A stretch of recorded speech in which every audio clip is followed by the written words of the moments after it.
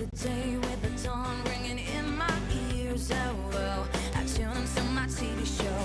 No better way, I gotta get myself into gear. Let's go.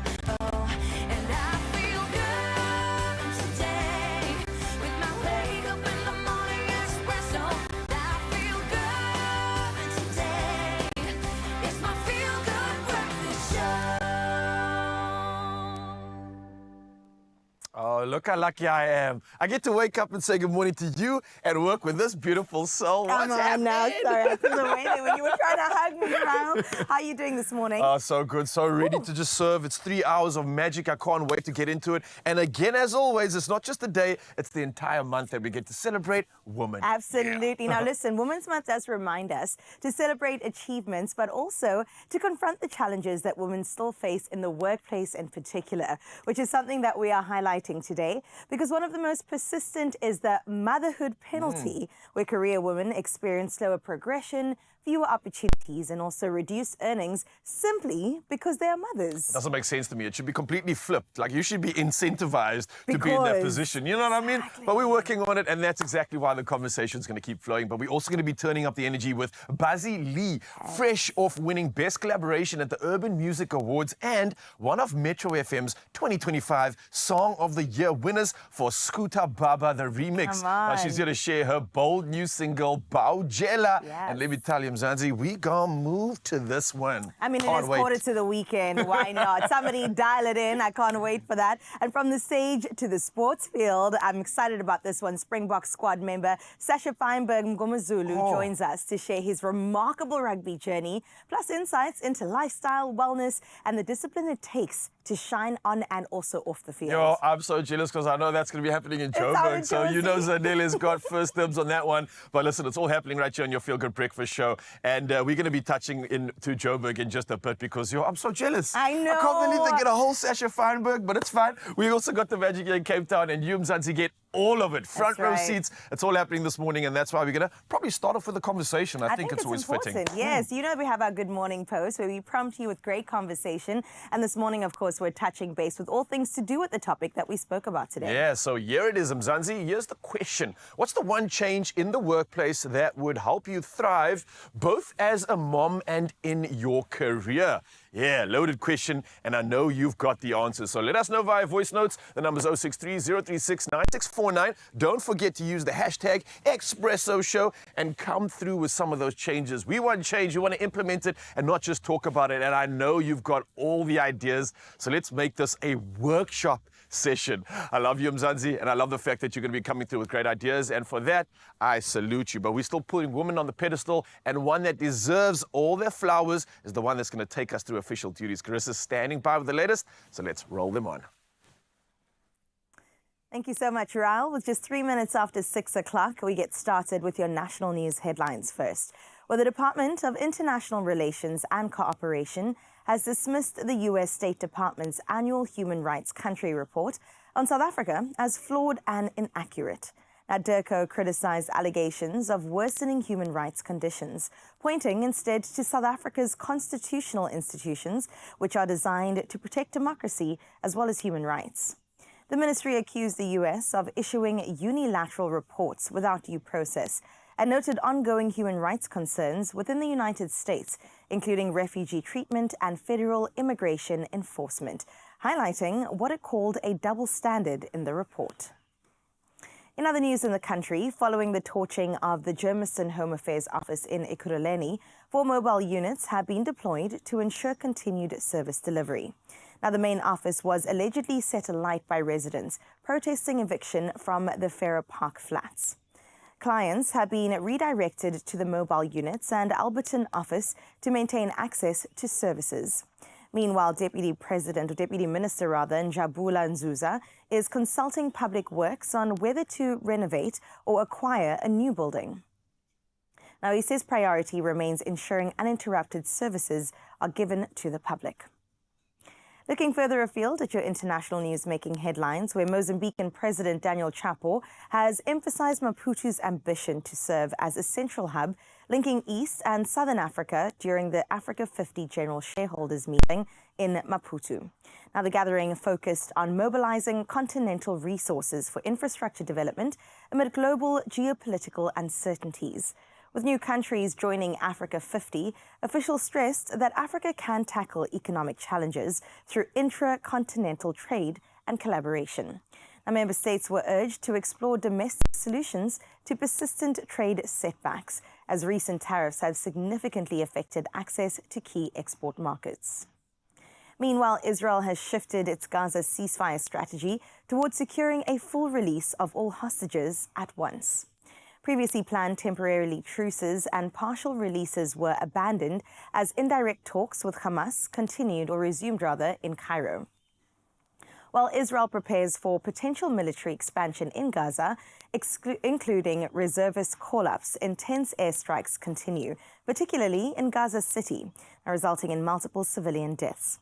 Reports indicate that roughly 20 hostages remain alive from the Hamas-led attack in October 2023. Negotiators are exploring a narrow window to achieve a comprehensive agreement amid ongoing violence.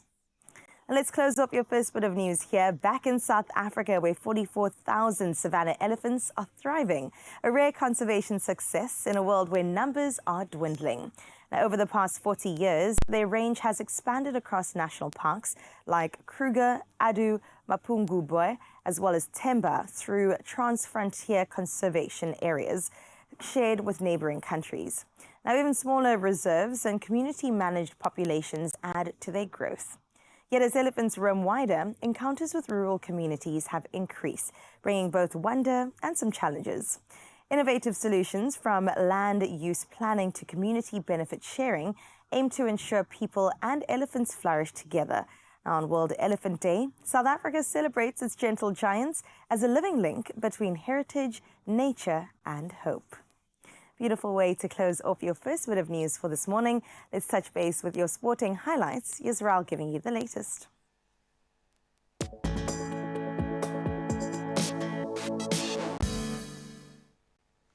Thank you so much, Harissa. And it's not just the elephants that are thriving, it's the Proteas too. And the Proteas Corbin Bosch received an official reprimand and one demerit point for level 1 ICC Code of Conduct breach in the second T20 against Australia. Now, after dismissing Ben Dwarshuis, Bosch gestured toward the dugout, potentially provoking a reaction. Now, he admitted the offence and it helped avoid a formal hearing. Well, from cricket, we move to rugby news next, and the DHL Stormers have launched a striking new brand identity designed to unite the diverse communities that support the club under the shared mantra, "In it together." Now, at its heart is a redesigned logo featuring the team's iconic jersey hoops wrapped in a dynamic, interlocking pattern, subtly incorporating a lightning bolt and the outline of DHL Stadium. Well, from rugby, we move to football next, and PSG, Paris Saint-Germain, overturned a 2-0 deficit, and it was late in normal time and in the shootout, and that was to beat Tottenham in the 2025 UEFA Super Cup. Now, goals from Lee Kang-in as well as Goncalo Ramos forced penalties, and this is where Spurs faltered, missing twice as PSG claimed a very dramatic victory. Well, lastly, in the world of sport, we move to tennis and some exciting news for old-time fans. Now, two-time US Open champion Venus Williams, aged 45, has been granted a singles wildcard for this year's tournament. Now, the 7-time Grand Slam winner recently returned after a 16-month break, becoming the oldest WTA match winner since 2004, and will also compete in the revamped mixed doubles with Riley Opelka. Well, it definitely gets exciting when we talk about all things sport, and we'll do it all again in an hour. But for now, though, it's your first chance to see what weather you can expect on your side of town.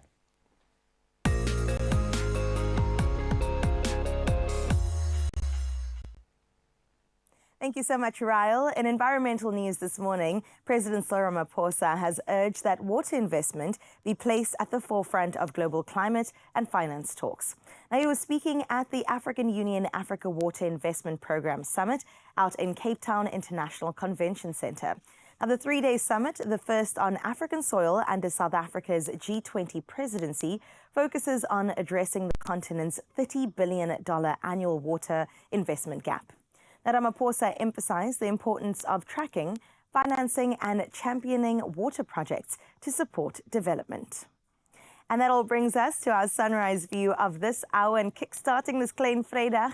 Let's get into what Pietermaritzburg looks like this morning. Lizzie McAllister shared the most beautiful morning view with us that just lets us know that maybe Pietermaritzburg is the place to be.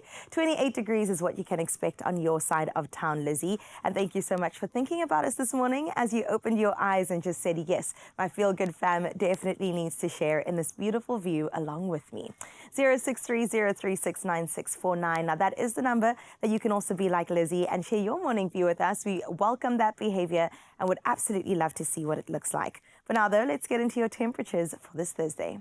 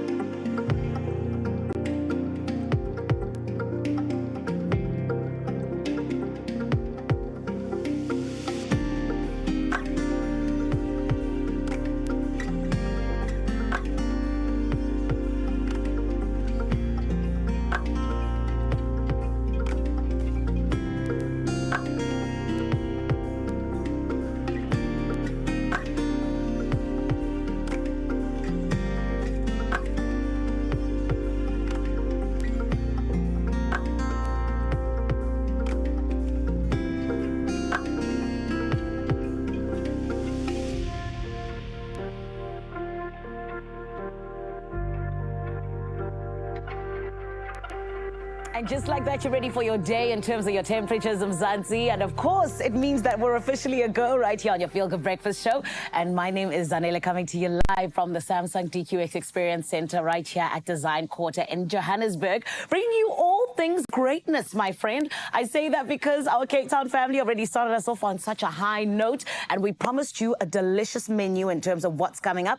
And I know that we are going to be having a good time. Cape Town said that they're jealous because Sasha Fineberg Ngomezulu is going to be right here. He's going to be chatting to us, chatting to me. Oh, a Springbok in the building. Friend, we are so excited. However, what's coming up right now that you can get excited for is the fact that we are going to be getting into what exactly is motherhood penalty. It is something that, just like Raul said, we're fighting against, and we cannot wait to break it down so that we can all understand where exactly it is that we need to be going in the future. And then we're also going to be getting into a delicious recipe. My friend, listen to this. It is a spicy Cajun naan bread pizza. It sounds delicious. I'm hungry now. Okay, let's take a short break. When we come back, all of that and a whole lot more right here on Expresso. Stay with us.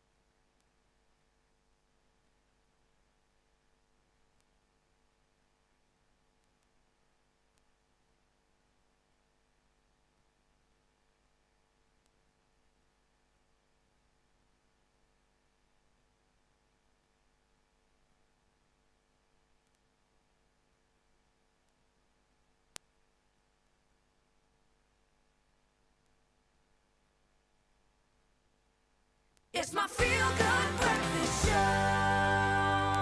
It's true, and you're in the right place to get your day started off perfectly. Feel Good Breakfast Show family, and we're so excited this morning to be having conversations that matter. Yes, it is Women's Month, and yes, it's all about celebrating women, but it is also about getting to the crux of what exactly it is that we still need to do so that women have an even playing field when it comes to their counterparts, so that women don't struggle when it comes to the workplace, which is why this morning we're getting into motherhood penalty. My friend, maybe you haven't heard of this term just yet. Well, what exactly does it cause? It's almost things like women facing reduced earnings, fewer opportunities, slower growth in terms of their careers, and more things that we're going to be hearing in terms of these beautiful women that are joining us this morning, that are leaders in the space and truly allowing change to happen in the right way. So who exactly are they? Ladies and gentlemen, please, let's welcome to your Feel Good Breakfast Show. It is Lisa Steenkamp, who is the recruitment manager at Recruit My Mom, and Tashlene Reed, the managing executive at Job Crystal. These two ladies are here to help us understand more, but more than anything else, also get to hear how exactly it is that we can get women to have those greater working conditions that they truly deserve on top of being a mom. Everyone, let's give them a feel-good welcome, please. Hello, beautiful ladies. How are you this morning? Good, and you? Amazing, thank you. I'm all the better for meeting superheroes, because what you guys are doing is absolutely incredible. And ladies, I want us to jump right into it, because Lisa, so many people don't 100% know what motherhood penalty really is. If you had to break it down for someone who's hearing it for the first time, how would you describe it? Zanella, I'm glad you asked, because motherhood penalty is a measurable disadvantage that a lot of moms face when they're in the marketplace. And we could think of a few examples. Number one being the bias, whether it be conscious or unconscious from employers' side, that moms are not up to standard, that they don't show up, that they may be not as loyal or as competent as what their counterparts are, which we know is not the case. It also shows up exactly as you mentioned in opening, that equal pay and, you know, maybe being less remunerated. And those are the things and the conversations that need to be had with regards to what we're speaking to. 100%. And this is why I'm glad we're having this conversation. But Tashlene, in your work that you do at Job Crystal, you know, what are some of the most common challenges that mothers really face in the workplace? Yeah, it's a great question. You know, employers are very much aware of the challenges that women face, especially mothers. Yes. You know, the tiredness that goes with it, babies that go to daycare centre, come home sick and the germs are spreading, you know, and there's a concern that there would be a disruption in the day-to-day operational side of the business. Sure. You know, but given support, you'd be amazed what these superheroes are able to achieve. Yes. So, you know, it's just giving them the opportunity, a fair one, that you'd be quite surprised. I love that. And I love the fact that you just said, you know, you'd be surprised just how competent they are. Sometimes people with a lot on their plate actually are more competent than someone who doesn't have a lot on their plate, actually. Right. Yeah. But let's jump into this, Lisa, because, you know, Recruit My Mom, you know, champions flexible work schedules and just flexible work days in general. Talk to us about, you know, what impact does flexibility actually have in terms of skilled women in companies? We absolutely do champion flexibility, and moms, obviously, as well. And flexibility, we've got to be careful to not think that flexibility is part-time work or just contract work or maybe short-term stints. We've got to realize that flexibility is more things that speak to where you work from as well. I'm not sure whether you are aware that we brought out the largest working women report in South Africa of its kind. Wow. And the data shows that a lot of the women actually ask for full-time positions, but with flexibility. So they're happy to work full-time, but as long as they have the flexibility to support them so that they can be there for their families and their children as well. Yes. And, you know, just something that I'm thinking about as we're having this conversation, almost like, you know, as companies, if you give women what they're asking for, like flexible work hours, they'll actually give you so much more. Yeah, because that's how women function, right? Always ready to go over and above. But Tashlene, how do you advise companies to almost balance their operational needs with offering more family-friendly policies? I think you just answered it. Oh, I love that. Oh, look at me. Yes. 100%. You're 100%. You know, allowing the flexibility. Job Crystal, for example, we're 100% remote. Yeah. And again, you would be amazed at just being allowed that flexibility, how they are able to juggle it all. I think of one of our staff members recently, you know, had a baby last year, juggling a young baby and Employee of the Year. Oh, wow. You know? So given the support, given the motivation, and allowing for that flexibility, you know, is the wrong hire is about 250,000 that it would cost you, a wrong hire. Yeah. Wouldn't you rather have the right hire? Right. And give them that flexibility and have that mentality of we don't care when the job gets done or where, as long as the job gets done. Yeah. So I think that, from an operational side, if businesses could look at that, I think it would be fantastic. I love that you're putting it into numbers now. I didn't even know that the wrong hire can cost someone 250,000 rand. That's a lot of money. Yes. But my goodness, Lisa, I feel like, sometimes there's women who are even afraid to enter certain workplaces or even apply because they're like, there's a bias. Because I'm a mom, they're not going to think that I'm loyal or whatever it may be, just like you mentioned earlier on. Talk to us a little bit about, just how much that actually happens. Are there a lot of women who feel that way? There absolutely is. And again, I'm going to speak to our Working Women's report, where 68% of women have voiced and said that they want to further their career and they want to be fulfilled in their career. Yeah. But they are obviously facing these challenges of the unconscious bias and the fact that they cannot be promoted internally. Sure. And other obstacles that they have to face. But we have to also realize that women are at different stages in their life and their career. Yeah. You would find women with smaller children would want to dial back and possibly slow down their career a little bit whilst they raise kids and whilst they're there for their family, but still be in their career and still be able to contribute to society. Yes. Whereas if the kids grow older and they exit home and things, they can ramp up and they can sort of contribute more. Yes. And it is just about finding that understanding, right? Absolutely. So let's talk about HR then, Tashleen. How can HR do things a little bit differently to almost accommodate exactly what we're talking about here, which is our dream of what we want to see? Yeah. I most certainly think it's about that mentorship, allowing that safe space, about having the right people understand the right needs for these mums. Yes. It most certainly is about open communication, Yeah. not being afraid to explain, the wheres and the whats. And I'm going to use the CV as an example. Yes. Don't have those gaps on your CV. Say I took our time during that period of time to, to raise my kids. Be a mom. But when you apply again, make sure you're up to date with what's been happening while you were looking after the kids at home. that. Know what the technology is out there. Know what's happened in your industry while you were out there. Absolutely. So you can talk the talk when you're back in. Beautiful. Ladies, I'm loving this conversation. This is why we're not stopping. Mzansi, we're getting into more in terms of what exactly motherhood penalty is, how it affects mothers, how it affects the workplace rather even, and more than anything else, how it is that we can work on these ways in terms of us moving forward when we talk about women, because it's all good and well to have Women's Month, but friend, is the work actually being done? That is the question. Right about now, though, my other question is, do you want to be a winner? Well, Cape Town's about to let you know. Cape Easy Fo Sheezy. How can we do that on this beautiful Thursday morning? Oh, Joe Sizzle, my nizzles. Anela, you look gorgeous, and thank you for that vital conversation. We can't wait to delve into part 2. But for now, she did say something about winning, Raul. Yeah, and we got you. And listen to this, right? The question we're going to pose is, will you be playing the Daily Lotto? And that's for an estimated 530,000 Rand in jackpots, all happening today. So we don't want you to get left behind, and we want you to play right now and put some moolah in your pocket.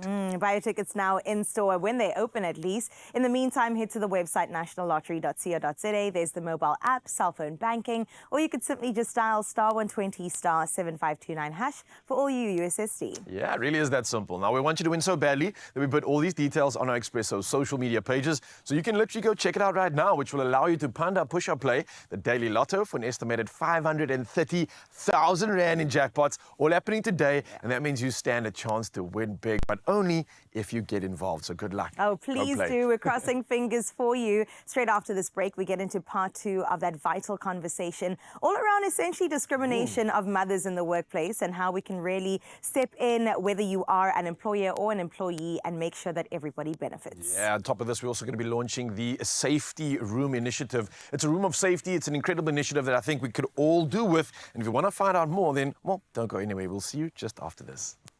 Only you can make my day.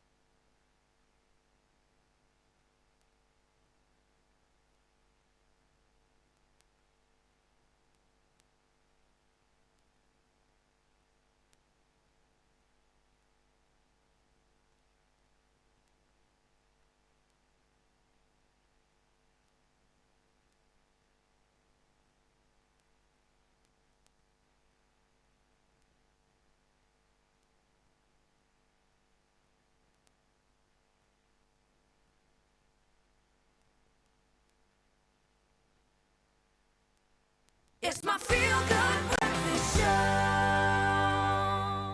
Welcome back at Home Zanzi. It's so good to be with you, especially when we're getting to the crux of a conversation that needs to be had over and over again until it is absolutely erased. I'm talking about motherhood penalty. This is where we see women who struggle, unfortunately, in the workplace when it comes to getting higher pay or even just moving forward in their career just because they're mothers. And helping us break it down today, it is Lisa Steenkamp from Recruit My Mom, as well as, of course, none other than Tashlene Reed from Job Crystal. Ladies, I'm so glad we're continuing this conversation because, Tashlene, you actually mentioned something that I think is so powerful, where you were saying, you know, when you come back to the workplace, you need to make sure that you're ready, that you're up to date with everything that's been happening in your industry and more. Right. How can we take practical steps to actually do that?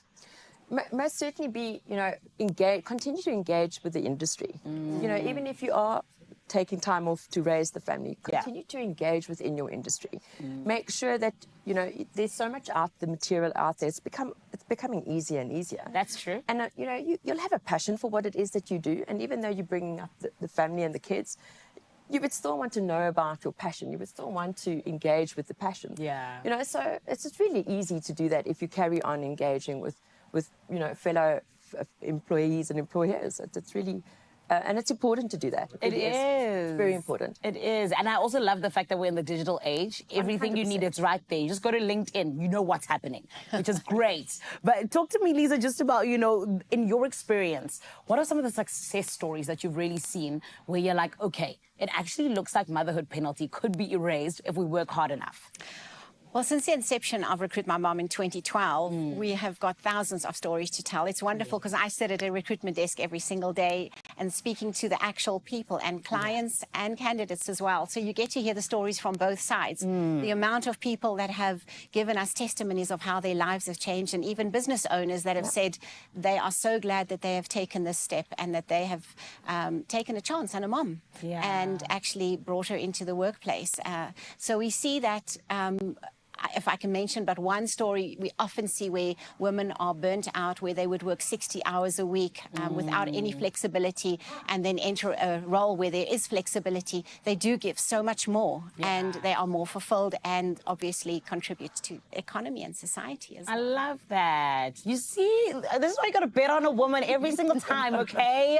But you know what, Tashlene, I feel like, you know, we're kind of going into a little bit of a story here in terms of a mother coming back to the workplace. Right?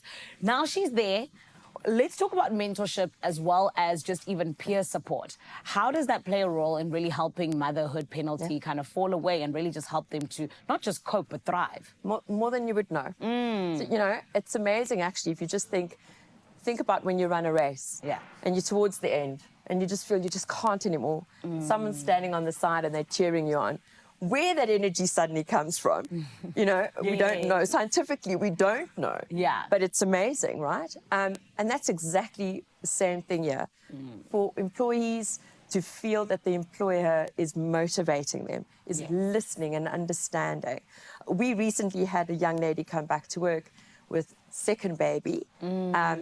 Not only did she reach all her targets, she has succeeded all her targets. Come on. Again, it just really shows you that when you are motivated and you feel safe within that environment and given that opportunity, I'll say it again and again, it's superwoman, and it's amazing to see it. I love that. It's really good. Great. That's so beautiful. And I feel like as well, you know, that there's always so many different environments that people find themselves in, right? Or even just, let's say, situations. So yes, can be in a big corporation, but then you can also be in a small business. So then, Lisa, talk to us about how exactly it is that, you know, smaller businesses that don't have the big HR budgets can really help out, you know, mothers and even just motherhood penalty to no longer be a thing.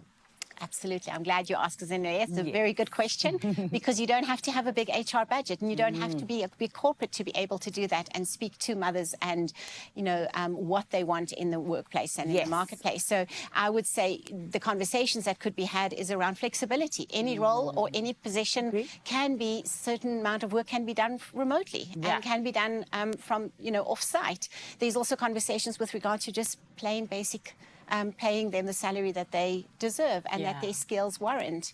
So I think those conversations could be had. We also saw in the Working Women's Report, which the data shows us, that that ladies are prizing things like contributions to medical aid, provident fund, and so forth. And any company can actually start sort of contributing to that and therefore retain this talent in a talent skilled shortage market. Yes, beautiful. Ladies, you are absolutely incredible. Thank you. I know that you've inspired some mom out there or mom to be or somebody who's even thinking career first or my children first. I'm glad that we were able to have this conversation because we can have the best of both worlds. Definitely. 100%. Oh, my goodness. Friend, in case you did not know now, you do know what motherhood penalty is. And this is why we're having these conversations so that we can see it absolutely erased in the workplace because it doesn't need to be that way. Of course, motherhood has been something that's been around since the beginning of time. I mean, it's crazy that we're only starting to really get past it now in 2025. But it is the fact that the work is being done. And it is how we say Happy Women's Month by making sure the work is 100% happening. For now, though, my Cape Town family, how are things looking your side? Oh, Zanele, things are looking so good, just like you. And that's exactly why we have to get into our Good Morning post this morning. Listen, Mzansi, we put it out to you that if you are experiencing something similar to that conversation, what's the one change in the workplace that would help you essentially thrive both as a mom and in your career? Because I truly believe that you could do both, maybe not always at the same time, but there's definitely room to improve and grow both aspects of your life. We say get in touch via voice note or via Facebook, which is exactly what you've done. So let's touch base with Namabana. Good morning. What a great question. Thank you very much. I think one change that would help working moms thrive is having more flexible work arrangements. It would be amazing to hear from others in the topic. And I would 100% agree with you. Flexibility is the best F word that would definitely help you do both jobs at the same time. Thank you, Namabana. Let's see what else we've got, what the others have said this morning. Taran Ndlaleni says more work-life balance instead of spending most of your time at work. Yesterday, my co-host Chad Simon was telling me about work-life harmony, which is a really beautiful way to think about it. Because sometimes balancing the scales is really hard, but once everything flows together, that's exactly where we want to be. Rosetta Settler says, good morning, my Expresso family. I totally agree. Better working hours would make a huge difference in our lives, allowing us to balance work and family responsibilities more effectively. Thank you, Rosetta, for that beautiful echo. I would definitely say the same sentiments. You know, being a mom, that's a full-time job. And then having a job, that's actually having two jobs, one which is unpaid for. So I definitely would agree that moms deserve a lot better. For now, that's where we wrap it up. But continue the conversation on the social streets. Mr. Raoul standing by to let us know what else is coming on our Feel Good Breakfast show. Well, listen, I've been hearing you, and I'm hearing what's happening with moms. Y'all are struggling, you're dealing with the most, so I thought I'd maybe assist you, especially as we are celebrating women, and come through with something absolutely delicious. This is a pizza on a naan bread. We're going to show you how to make this after the break, and then also be talking about that new launch of a safety room, a room of safety initiative. It's something that we all can look forward to, and it's something that's going to happen just after the break. So moms, you don't have to worry. All the inspiration you need is coming at you in just a bit. I told you, we got you covered. Only you can make my day.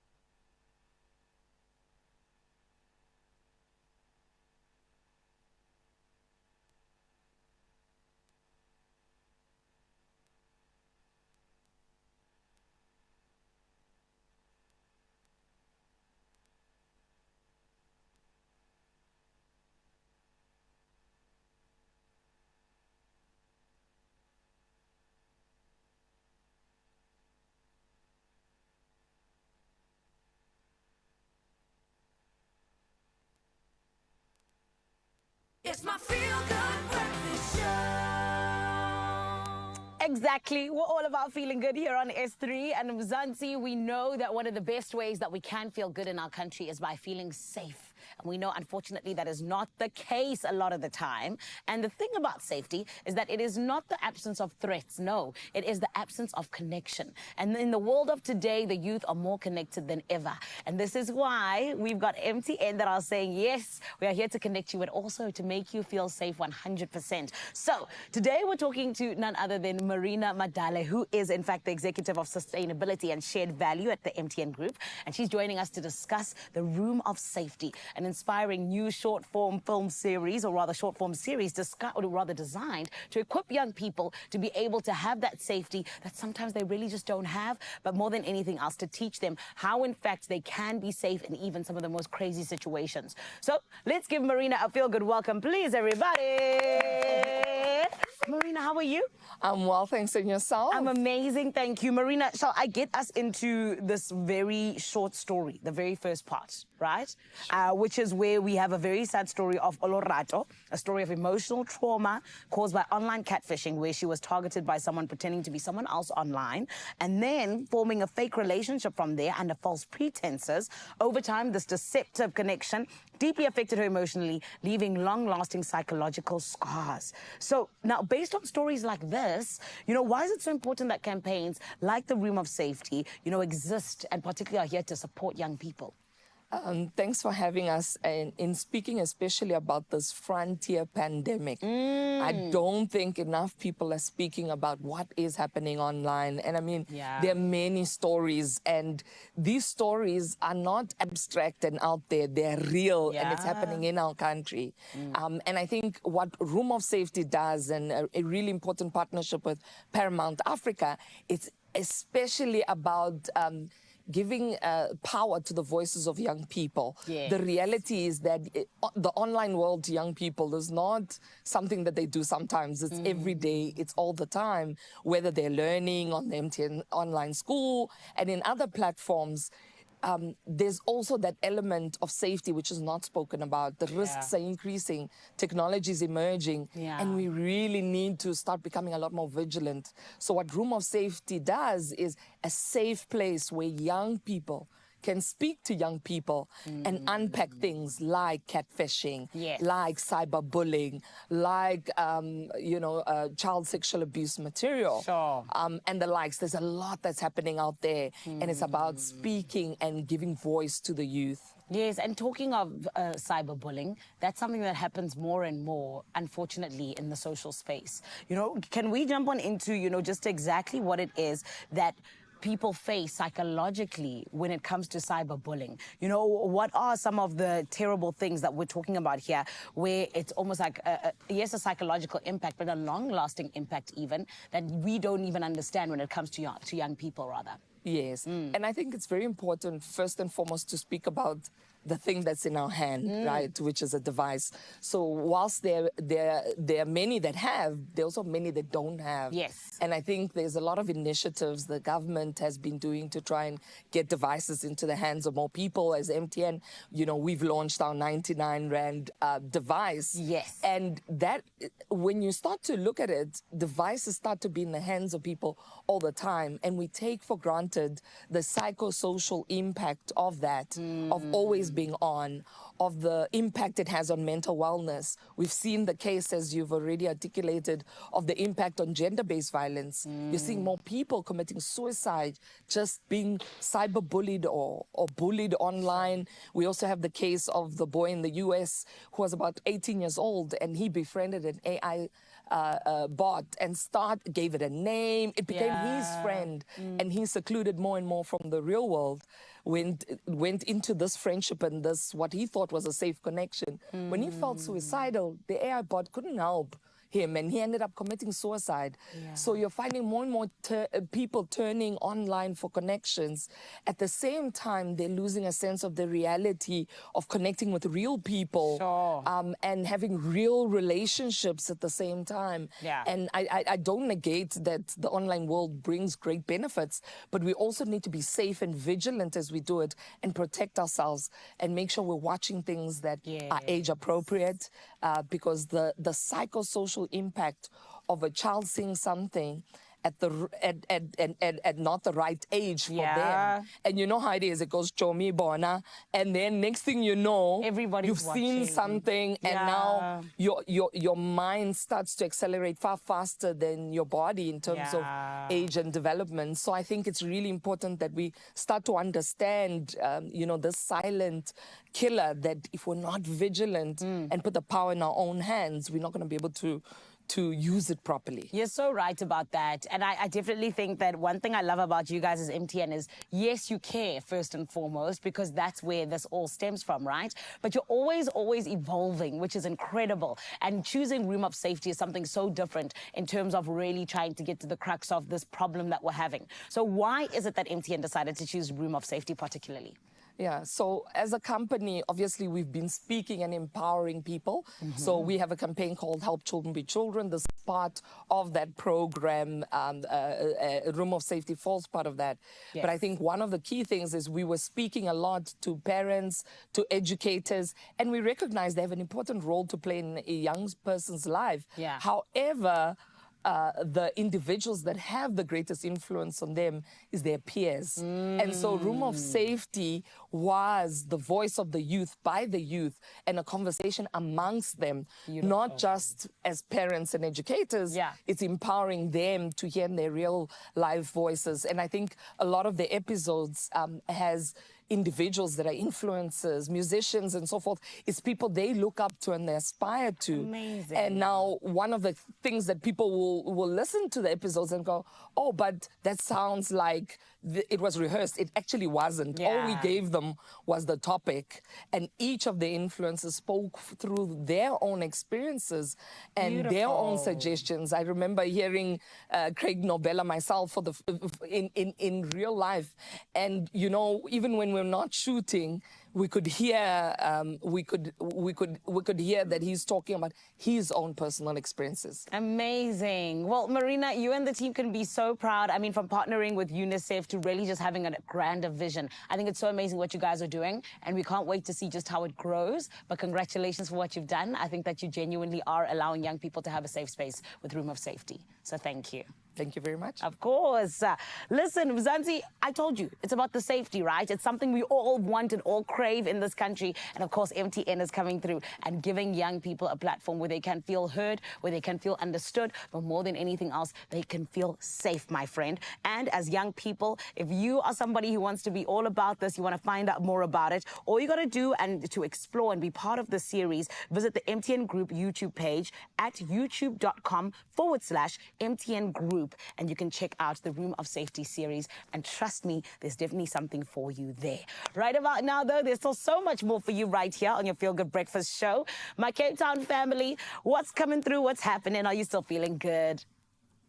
Oh, beautiful conversations. Yeah. Education, and I think the fact that we're creating safe spaces, and that's really important when it comes to just being able to express. So why don't we create that safety right here and bring the energy to the kitchen. Bring that back. Bring the energy. Obviously, it is Women's Month, and that's what we're celebrating. We're going to be continuing to spotlight everything. And one of my favorites is the foodie female influencers. And this is where the inspiration comes from. So today, we're stepping into the kitchen to recreate a delicious recipe from the talented Tasneem Wahi. Now, this is better known as, or she's better known as Tasneem Wags and _eats. You can find her online. And this is where this meal really comes from. But we're going to try and put an espresso twist on it. This is the spicy Cajun naan bread pizza. It sounds delicious. Sounds so good. I think it is amazing. But let's see if we can put it together. Let's try our hand at it. All right. So maybe let's watch it first before we even experience it. Let's check it out. All right, so Zanzi, here it is. Cubed up chicken breasts. Add some olive oil and mix that until it's well incorporated. Fry your chicken for 5 minutes on one side and then add a teaspoon of crushed garlic and cook it until it's done and set aside. Spread some garlic mayo on the base of your store-bought naan bread along with any hot sauce of your choice. I use the green chili sauce. Then spread a thin layer of cheddar cheese to your naan bread, followed by the first layer of your chicken. After you've done that, you're going to add a generous amount of cheddar cheese on top. And to make it extra ooey gooey and cheesy, I'm adding mozzarella slices. After that, I'm topping it off with some more chicken. And then I'm gonna top it off with sliced baby tomatoes. And lastly, I crumbled some feta on top. You're gonna then bake that in the oven on 200 degrees Celsius until the cheese is melted and the base is crispy. When it comes out, garnish with coriander and dollop some more of that garlic mayo sauce on top. This was absolutely delicious and you have to try it. Yum. Well, we are trying that extra indulgent Goodness, that look. Yeah. Oh my word. All right, so firstly, thank you, Tasneem. This has been inspiration like no other, and we're going to try attempt it right now. Let's go for I'll it. go on chicken duties. Yes. Maybe you can do the toppings. And I'll do this. This didn't seem too tough. We've already got the pan on hot, or might be a little bit too hot, so I'll be careful with that. But it's really simple. I'm going to pop the chicken in first, get that a little bit browned up, and you saw a lot of the spices that were included into this one. So we've got some chili flakes, chili spice, allspice as well, a little bit of seasoning. salt and pepper, garlic spice as well, or a little bit of a ground garlic or dried garlic going in there. And I noticed how she kept some of that actual fresh garlic for later on. So I'm going to just do exactly what Tasneem does because, I don't know, hers look just incredible. It looks so good. I'm not going to try reinvent the wheel here. All right, you mix that up. Make sure it gets delicious brown, everything incorporated, and I'll start working on our naan bread. So we just have store-bought naan bread here, already looking good. I'll eat that on its own, but we'll dress it up a little bit. We've got garlic mayo, and she put a nice layer just on the bottom. I noticed how she actually made her naan bread from scratch. I don't know if you saw that. And I was chatting to one of our cameramen Pete, man's full of knowledge. He was telling me that you can actually attempt naan bread from just flour and yogurt. I've seen this online. I don't know if you checked it out. Yeah. I've never tried myself, though. Something that we can maybe add in another edition, but if you've already found that hack, then maybe you can incorporate that right now. But I think the real gist is in getting the chicken and the layers of cheese to make this one come together. Okay, so she said first a thin layer of cheese. Yes, like a base. A base for the cheese, and then we add the chicken. Yeah, that's looking And good. then you add more cheese. And she didn't hold back, eh? No, she did not hold back. That thing looked thick by the time it went into the oven. Okay, cool. Some more Cajun chicken. And this is also where the spice is coming in. So you can imagine some spice as well as some tang from the cheese. Yeah. A little bit more on here. And then she went more cheese. So I think that's the real secret here, is to make sure you have a lot of the ingredients, like the cheese and the chicken. Yeah. And don't use all of it at once. Kind of like think of a stack, think of a layer, think of like a journey to the top. Ooh. Maybe the more layers, the better. And again, Mzansi, if you just tuned in, if you just woken up, shame on you. But don't worry, we got you covered because we are diving into a pizza naan bread like no other. This one is inspired by Tasman Online. And if you want any more of the inspiration, you can see a QR code on your screens right now. Literally point your phone up at it and you will see that it takes you to a landing page for all the inspiration for today and for the week. So Expresso's meals are up there, some choices and options on what ingredients you need, the whole shebang. We got you covered. You don't even need to think. Just head out there right now and you'll see so many options for you, especially this one we're cooking up right now. Okay, so she put more chicken on the top so that everything comes together. And you can actually see the chicken because it was hidden under that cheese. Nice. And then she went ahead with her baby tomato slices. So you know what? Healthy. It's healthy. This is balance. This is balance. This is where the balance comes in. So we add some of that in there.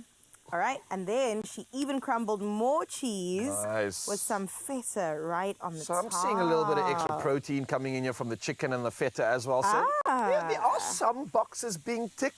And this thing is looking incredible. My chicken's done. Obviously, you've had some that you've prepared in the future, but this is how easy the chicken pot is. That's how easy it is to assemble it. And then voila, pop it in the oven. And 12 to 15 minutes and you're so good to go. In fact, this is a great dinner idea because dinner will be ready in less than half an hour. So if you're coming home late from work or you just don't want to put too much effort in, this is numero uno when it comes to the top choice for supper, snack, or just a show off to your guests, man. This is beautiful. She also included to dollop with some more of that garlic mayo, some greenery as well, just to add that extra pizzazz. And then you've got something absolutely delicious to enjoy. So thank you for joining us in the kitchen. And well done, Raul. You did fantastic. This was a safe space.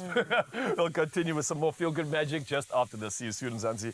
Oh, this is looking good.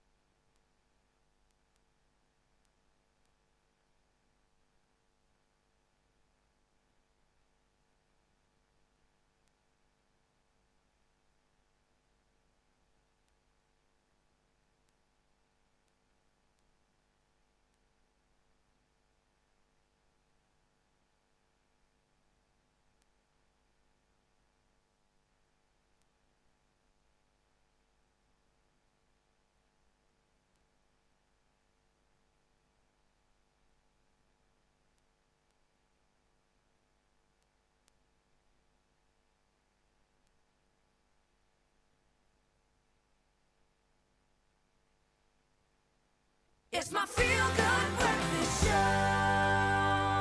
Oh, we've been having such a beautiful morning together, Mzansi, and it's about to get even more beautiful because of the gorgeous lady that is right next to me. She is someone that is fresh out of winning Best Collaboration at the Urban Music Awards, being named one of Metro FM's 2025 Song of the Year winners for her role in Skuta Baba, the remix. She is a South African rapper, Boozy Lee, and she is here to stay, baby. She's here to show everybody exactly who she is, and you can't miss her. Why? She's got pink hair, okay? You know how much I love color hair, and I'm so excited about this queen because not only is her hair colorful, so is her career. She's absolutely killing it. So young and so talented and taking the music scene by storm. She's bold, she's beautiful. Everybody, let's welcome the queen that is bringing us Baujela, her latest track that is all about betrayal, confidence, and so much more. It is Boozy Lee.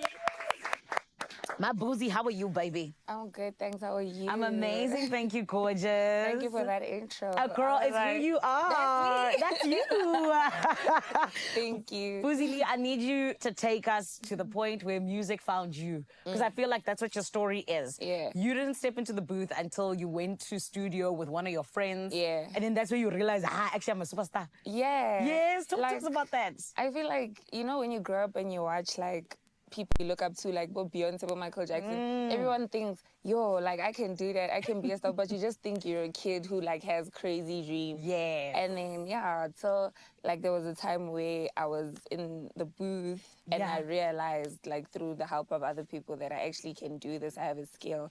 But obviously, I'm not a singer, I'm a rapper. Yes. So, yeah, it's like my friends helped me discover, like, the thing in me, because I guess maybe I just didn't see it. Yeah, that's amazing. So shout out to them. I mean, girl, shout out to you, because it doesn't happen just anyone. I've been to the studio many times, okay? Haven't come out with the track yet, but yes. True that. Yes, okay. True that. They helped me come out of my shell, I guess. 'Cause, yo, like, who knows where I'd be right now. But babe, like I say, it's shout out to you because the talent is in you. Yes. They just had to bring it out. You know what I mean? understand that. That's beautiful. And I also always know that, you know, you're within and you're in a moment of just being like, okay, cool, I'm discovering myself, right? That could be something that's really hectic. But I need to know, you know, when you do take a step back and you're like, okay, cool, I'm actually doing this thing. What's your proudest moment in your career so far?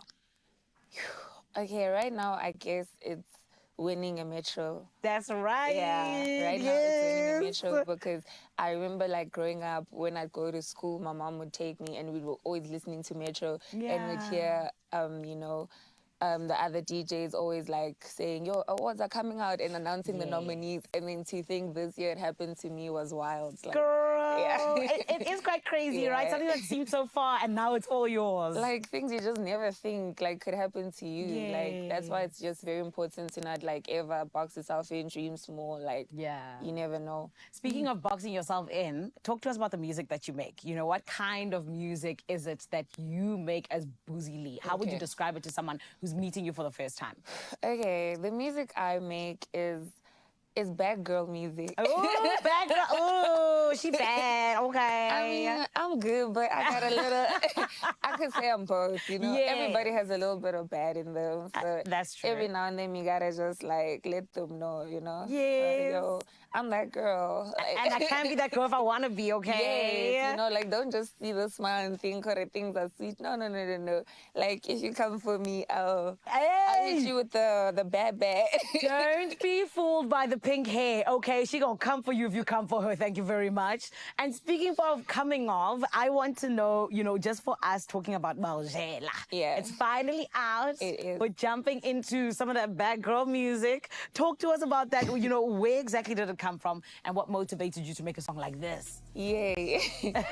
Well, it came from, you know, obviously just my inspiration of just things that happen to people every day. Like, I feel like it's just a story that everybody can relate to, but it's mostly like girls with boys. So I kind of just switched the roles to, like, tell it as a girl, because I mean, it's important to tell our story that, yes, we can also go there, like, try me. Try me, I'll cheat you. Is that what you're saying? But I don't condone it, though, guys. Okay. Choose peace. It's just a song. That's so funny. Choose peace, guys. I love that. Boozy Lee, You are such a beautiful talent, my babe. you. And we're so excited to continue seeing you just rise and flourish. And I'm excited to see you on the Expresso stage. Let's get it. Mzansi, you got to stick around. The superstar is going to be doing the things right here at the Samsung DQX in Johannesburg as we get to know more about her beautiful music, particularly Baujela. Yeah? For now, though, let's check out what's happening all around the world in the news and sports.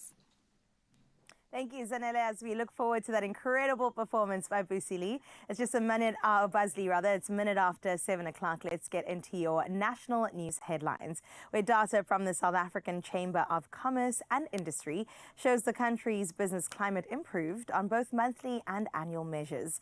Now, the Business Confidence Index rose by 3.5 points between June and July of 2025. In the short term, 11 of 14 sub-indices remained steady or signaled a positive business outlook.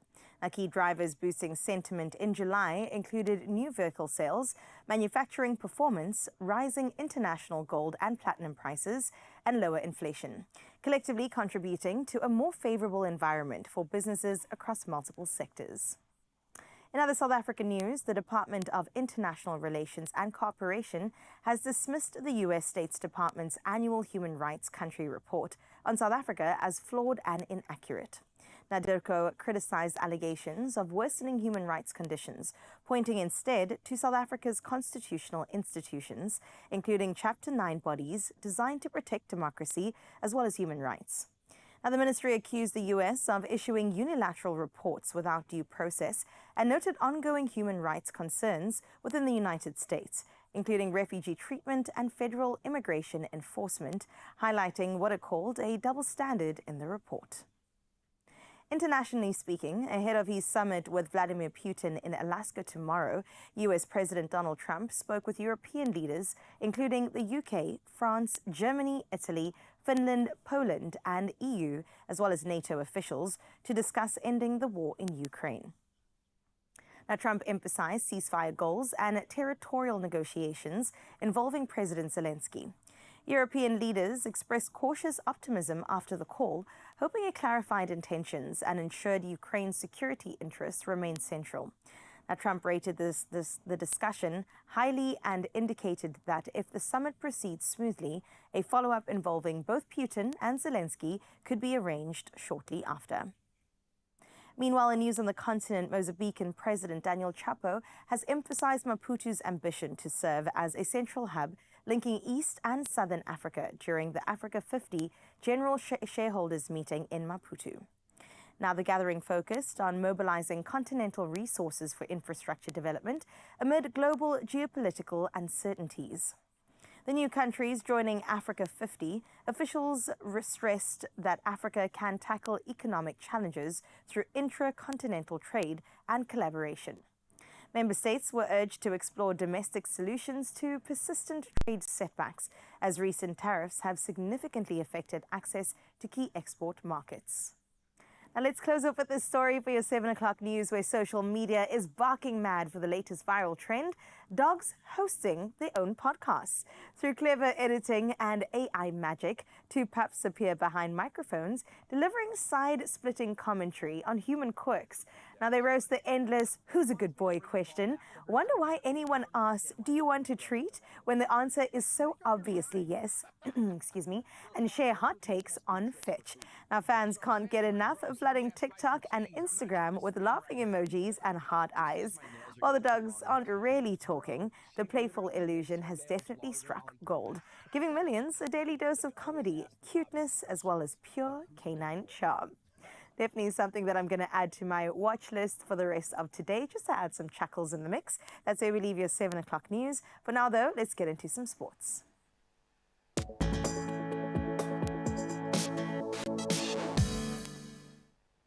Well, from AI events back to the real life, and we start with cricket, where the Proteas' Corbin Bosch received an official reprimand and 1 demerit point, and that was for a level 1 ICC Code of Conduct breach in the second T20 against Australia. Now, after dismissing Ben Dwarshuish, Bosch gestured toward the dugout, potentially provoking a reaction, and he admitted the offence, avoiding a formal hearing.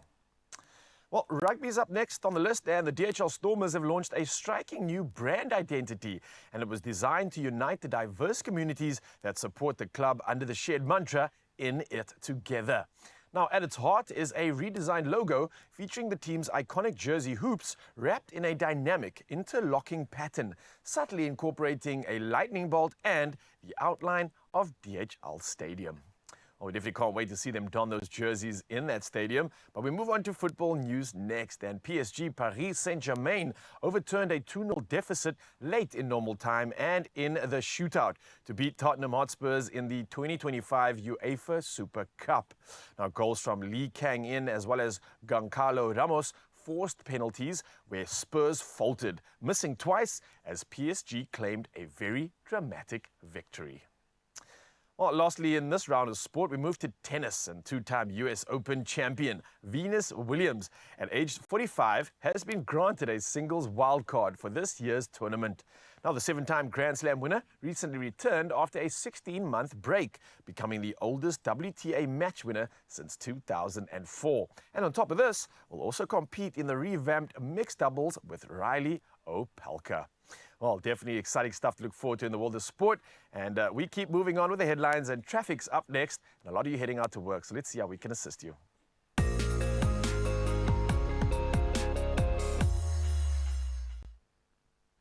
Thanks so much, Ryle. When we look at your roads, we start out in Gauteng in Johannesburg, where there has been an accident on the N12 eastbound at Putfontein Road. Now, the right lane is currently closed, and as a result, of course, slow-moving traffic can be expected. Let's move over to Cape Town out in Century City, where motorists heading south on the N7 at the ramp towards the N1 inbound should expect heavy congestion and delays this morning. And the area is experiencing significant traffic buildup. So do plan your route accordingly if that is part of your morning commute and allow for additional travel time. That's where we leave your roads for now. We'll touch base at that again at 8 o'clock. For now, let's get into your weather.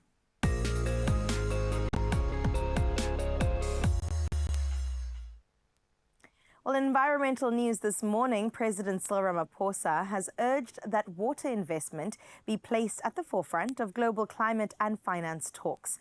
Now, he was speaking at the African Union Africa Water Investment Program Summit at the Cape Town International Convention Centre. The 3-day summit, the first on African soil under South Africa's G20 presidency, focuses on addressing the continent's $30 billion annual water investment gap. Ramaphosa emphasized the importance of tracking, financing and championing water projects to support development. Let's check in with your sunrise view of the hour. Now, previously we heard from KZN, and now we touch base in Krugersdorp from Kagiso. Kagiso, thank you so much. Oh, my word, this view is actually my favorite. It looks like my future when I live on a farm one day, looking out at the clouds and, of course, the rolling hills and beautiful, beautiful grass in front of me. Thank you so much for representing Krugersdorp in the best way. And Kagiso, let me reward you with 23 degrees on your side of town. It's definitely going to be a beautiful day ahead if that picture is anything to go by. Remember, we still need to touch base at 8 o'clock with your morning view. That number to remind you, 063-036-9649. For now, let's get into your temperatures so you can prepare for your Thursday.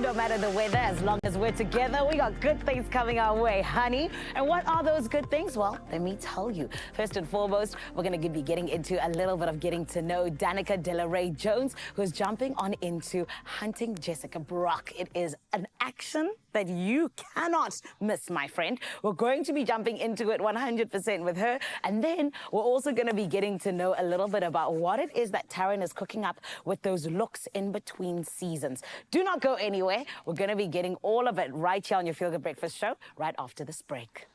Only you can make my day.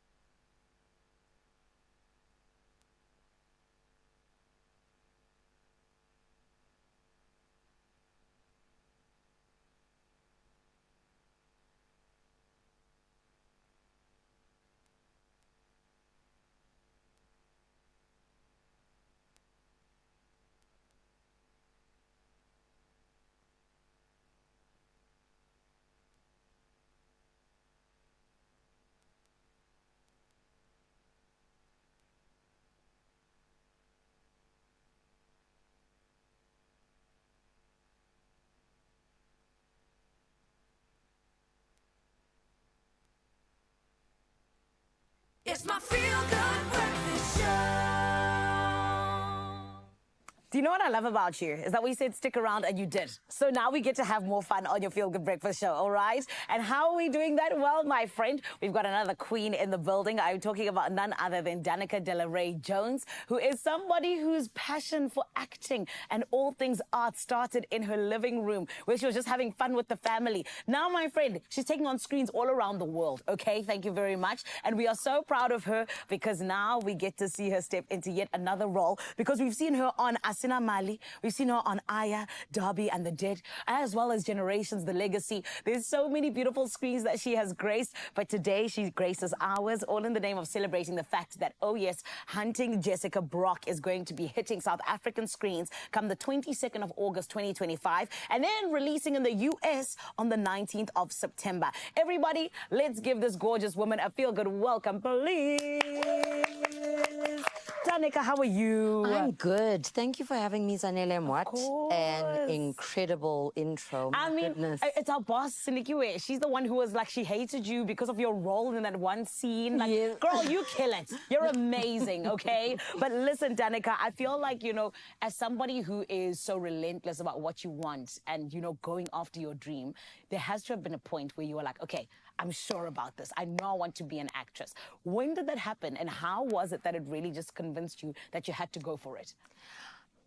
When I was in primary school. I never really felt like I fitted in anywhere. I think any creative will tell you that the origin story usually is everyone's going this way. Why am I wanting to go that way? And my mom was very encouraging. The first time I thought I could be an actor was when I stood up in front of the class and did an English oral. And my teacher was like, "You're amazing," because I acted out every single character in the book that I was doing this book review on. And I think something just lit up inside of me, and I was like, this is my thing. And I don't know what that thing is, but it's mine. I have to be it, do it, own it. Explore it. Explore it. Yes, and take on the world, honey, because that's what you're doing, and we absolutely love it. I mean, 10 years into the game now, which is incredible. Talk to us about how you've evolved as an artist and even just as an actress over the last 10 years. I think it's about meeting yourself every single day in a new way. I am not who I was yesterday. Yesterday, I don't know if I could have been sitting here yesterday because my head was in a different space and I was in a different space. And I feel like the way that you transform is you meet yourself like a stranger that you respect every single day. And I think that that's what you have to do because the challenges keep coming. You have to keep expanding. You have to keep meeting them where they are. But how do you meet them where they are if you're not meeting yourself first? So I think that the transformation comes within just meeting it where it is. That's why I've been able to do the roles because I met them very new, very fresh. I don't meet them like, this is what I'm coming from. I always empty my cup and then I meet them where they are. And now you're meeting Hunting Jessica Brock where it is. 22nd of August, all around South Africa. What exactly drew you to the specific role in Hunting Jessica Brock? I related to her quite a bit. I'm a mother. And I'm a woman, and being South African, I'm a fighter, naturally. I think it's in our DNA. And so when I read the script, I was like, I don't know, she spoke to me. And the fact that it's now going to be in cinemas in South Africa is incredible. I mean, no one ever expected it to happen that way. But yeah, I think that's what spoke to me. I loved the nurturing, the nourishing, and the warrior within her. Beautiful. And what would you say is the central theme of Hunting Jessica Brock? And what did it even teach you as Danica? That you're built to survive. Ooh, I love that. Built to survive. I don't think she's the strongest fighter. I don't think she's the most technical. I don't think that she's the most refined, but I do think she is built to survive. And I think that's what I love about her so much is I think when women watch her, they will see the parts of themselves in her, in their fight. Because it doesn't look clean cut. It doesn't look like you're gonna win. And the thing that I like about her, she keeps going on regardless. Sure. Danica, you're giving me like Tomb Raider vibes right now. Salt vibes. Like you are Angelina Jolie of Mzansi. Do you know what I mean? That's what I'm getting at the moment. Really? Why did that make you shy? Yes. I don't know, because I'm just Danica. Like, I'm just Danica from Maritzburg. Oh my goodness. Well, you're absolutely killing it. And this is why I have to ask you, you know, what was the most proud moment in your performance for Hunting Jessica Brock? Oh my goodness. There were so many. I think, like I say, I was just meeting it where it was. If I could come back the next day, bruised and battered, feeling like I couldn't do it. But then I'd keep coming back every single day. I think that's what made me proud. Like when I got to the other side of it, the end of shooting, and I realized that I made it through when I absolutely every day was like I can't. That was the proudest moment for sure. I love that. And one word to describe this beautiful film that's coming out on the 22nd of August? Explosive. Explosive, honey. Danica, you are explosive. Thank you so much, and congratulations. Thank You're you. absolutely amazing. We can't wait to see you continue to just grow. Thank you so much. Of course. It is Danica Jones that is here to say Hunting Jessica Brock is coming out South Africa on the 22nd of August. And it's no small deal. Thank you very much. Big things, because on the 19th of September, it's coming out in the US. Trust me, you want to go and see it. See this beautiful lady in action. And like you heard, a story of survival. We're built to survive. I'm a survivor. You and me.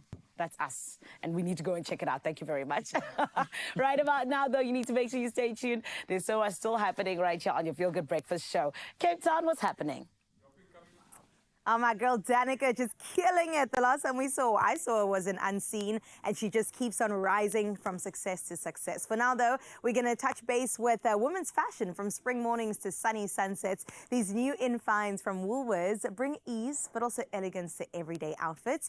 And of course, we brought in our stylist, Taryn Opel-Nell, to tell us just a little bit more. Think breezy layers, soft tailoring, and subtle prints. And that's exactly what you're wearing today. I love this two-piece that you've got going. How breezy, how cool. Breezy, the color too. I know. Doesn't color just make you feel like a change is coming? So this is what I was going to say. I feel it in the air. It's that awkward in-between stage of like, oh, should I wear a jacket? Should I just wear a dress? What should I do? So when it comes to these transitional seasons, where do we begin?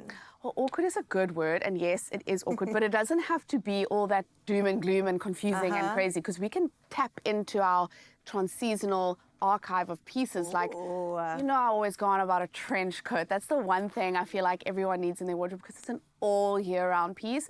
So just layering a trench coat over something breezy would automatically feel like you can take it off if you need to, because in the morning it's still feeling a bit cold, chilly. But then the sun comes out, and then, you know, that can help you out. The other thing that we could do is also pair some breezy fabrics with heavy 100% denim as well. So that's a nice contrast between fabrications.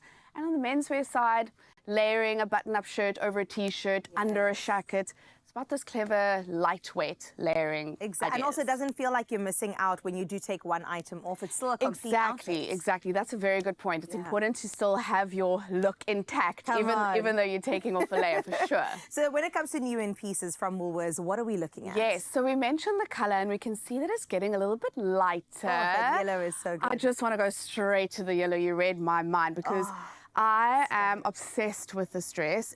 This part over here is where it's going to cinch in at the waist, and the billowy sleeve is really beautiful. A linen blend, again, lightweight, breezy, and then the all-important butter yellow, which is huge for the new season. I've heard so. So this is one of the options that I had for the fashion poll on Tuesday. I saw that. I was leaning towards it a little bit. Me too. But I did like the option that we went with. Of course. So we have the transitional layering pieces I was talking about. Is obviously a crop trench, which is a little bit more summery, if you want to call it that, as opposed to a longer one. And then also this lightweight, almost bomber, utility-esque jacket. Oh, it's giving Parker a little bit. Right? Exactly, which is really nice to maybe throw on something that, like I'm wearing. And then speaking of breezy and voluminous and oversized, we've got trapeze dresses as well. They've got pockets. We love a pocket. And the stripe is also very dramatic and statement-making. So that's really cool. There goes the jacket, off to have someone wear it. And then, of course, floral. It just screams spring, doesn't it? It's like you can sense it's coming. So this is obviously the skirt that you can find this in. It's also available in a dress, and again could be matching with your top as a matching set, which obviously makes things easier when you're getting dressed. I'd also like this take on florals. It's very modern. Yes, it's almost like painterly, which is really beautiful. And then we cannot forget about the pop of soft pink that's also coming through. Very subtly, but also just feels fresh and new, and then again in some prints. And you can also spot some sneaky burgundy, not wanting to leave at all. And that's okay. It incorporates really beautifully with this. Yes, because obviously we've seen a lot of burgundy coming from the winter season, but it's still trickling into spring, especially those burgundies mixed with your pastels, which is a really, really nice combination. And then for men, we're looking at all white sets. This is a seersucker fabric. So great, so fresh. The drawstring shorts. Yes. Of course, this could be unbuttoned and layered over a t-shirt, for example. So good for the beach days. So good. And then this is a little bit heavier. I don't know if you can feel that, which also makes sense for that transitional period. It's not too lightweight, but again, this blue is just really great, and a subtle stripe, which is really nice. And then very mod as well. Very mod. And then we can't forget about our linen blend button-up shirts for men as well, which can be dressed up, dressed down, and paired with some deck shorts or cargo shorts. The options are endless. Oh, I love that you're saying the options are endless, because now I want to see said options on some models. Yes. So bring in the models. Let's go. We've got Michael. It's me, I'm the model. Oh, and you, of course. Surprise, surprise. Surprise, surprise. Wait, I'm not complete No one without saw my that look. coming. Pop on those sunnies, Harissa. I know you want to. You've got to complete your look. Don't Okay, be so as fooled I by the rocks that mentioned I got. earlier, the layering, the light layering, layering your shirt over a t-shirt with some really cool cargo shorts. The pocket detailing is very key. Paired with some sneakers. That's it. I mean, this could also be really great with a denim shack over, just to create that lightweight layering. And then we move on to you, dear, with the floral that we were speaking about earlier. Who, me? But, oh yes, you, babe. But again, the floral lightweight fabrication then paired with your heavy denims. I think you're in the mom today. I really love it. these Looks really denims. good on you. I love that wash. Again, with the sandals. I mean, our toes are coming out. Can you believe it? Make sure they It's that manicured. Don't time. zoom in It's too that close. time. And then again, that pop of burgundy, just bringing that back from the winter season, is really key as well. So I can't. You are just. Am I giving? You are Am I giving. a You are little giving. bit? You are Thank giving. you. Not to outshine you, Michael. You know what I'm saying. Thank you very much, everybody. Absolutely great. Thank you so much for being here. Okay, so we've got the accessories, we've got the great looks, and we definitely feel like we're activated for the transitional season. I mean, we're getting there. We're getting there. It's warming up, and there's so much more excitement to come. But this is a good start. Okay. Well, we know that Woolworths has always got us covered. Look at me being surrounded by all the accessories as well. You can pick and choose anything you need. Activate breeze mode, okay? Spring is coming. In fact, it is springing as we're talking. Lightweight, easygoing, and ready for whatever the day really delivers. So you can shop these new in pieces at Woolworths, in store, online, and of course on the app. And I think we've given them enough reason to do exactly that. Absolutely.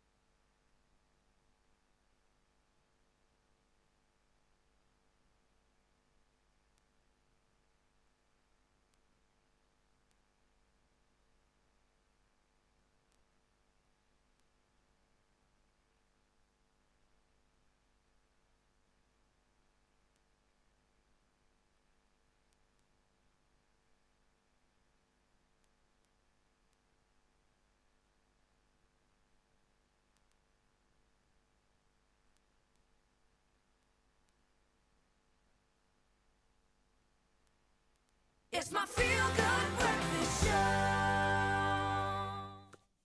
Hey, hey, hey. Mzansi. Welcome back. Your Feel Good Breakfast Show. And what an incredible show it's been already. We're highlighting everything when it comes to women, celebrating so many of them, putting them on the top. And I think it's time to just shift the gears up a bit, because this part of the show, we begin with Buco as we release episode 2 of Buco's Behind the Scenes White Box series. And this one is getting really exciting. Now, we're going to be getting down to the groundwork in Paul Valley to see exactly what it takes to build a rock-solid foundation. And that's for the 3 luxury homes of My Design Rules Season 2, baby. Yes, it is here. Now, from AfriSam's ready-mix cement to steel reinforcements, and why knowing that your soil is crucial. It's a construction masterclass packed with expert advice, hands-on demos, and behind-the-scenes action that you won't want to miss. So, officially, let's take a look and enjoy.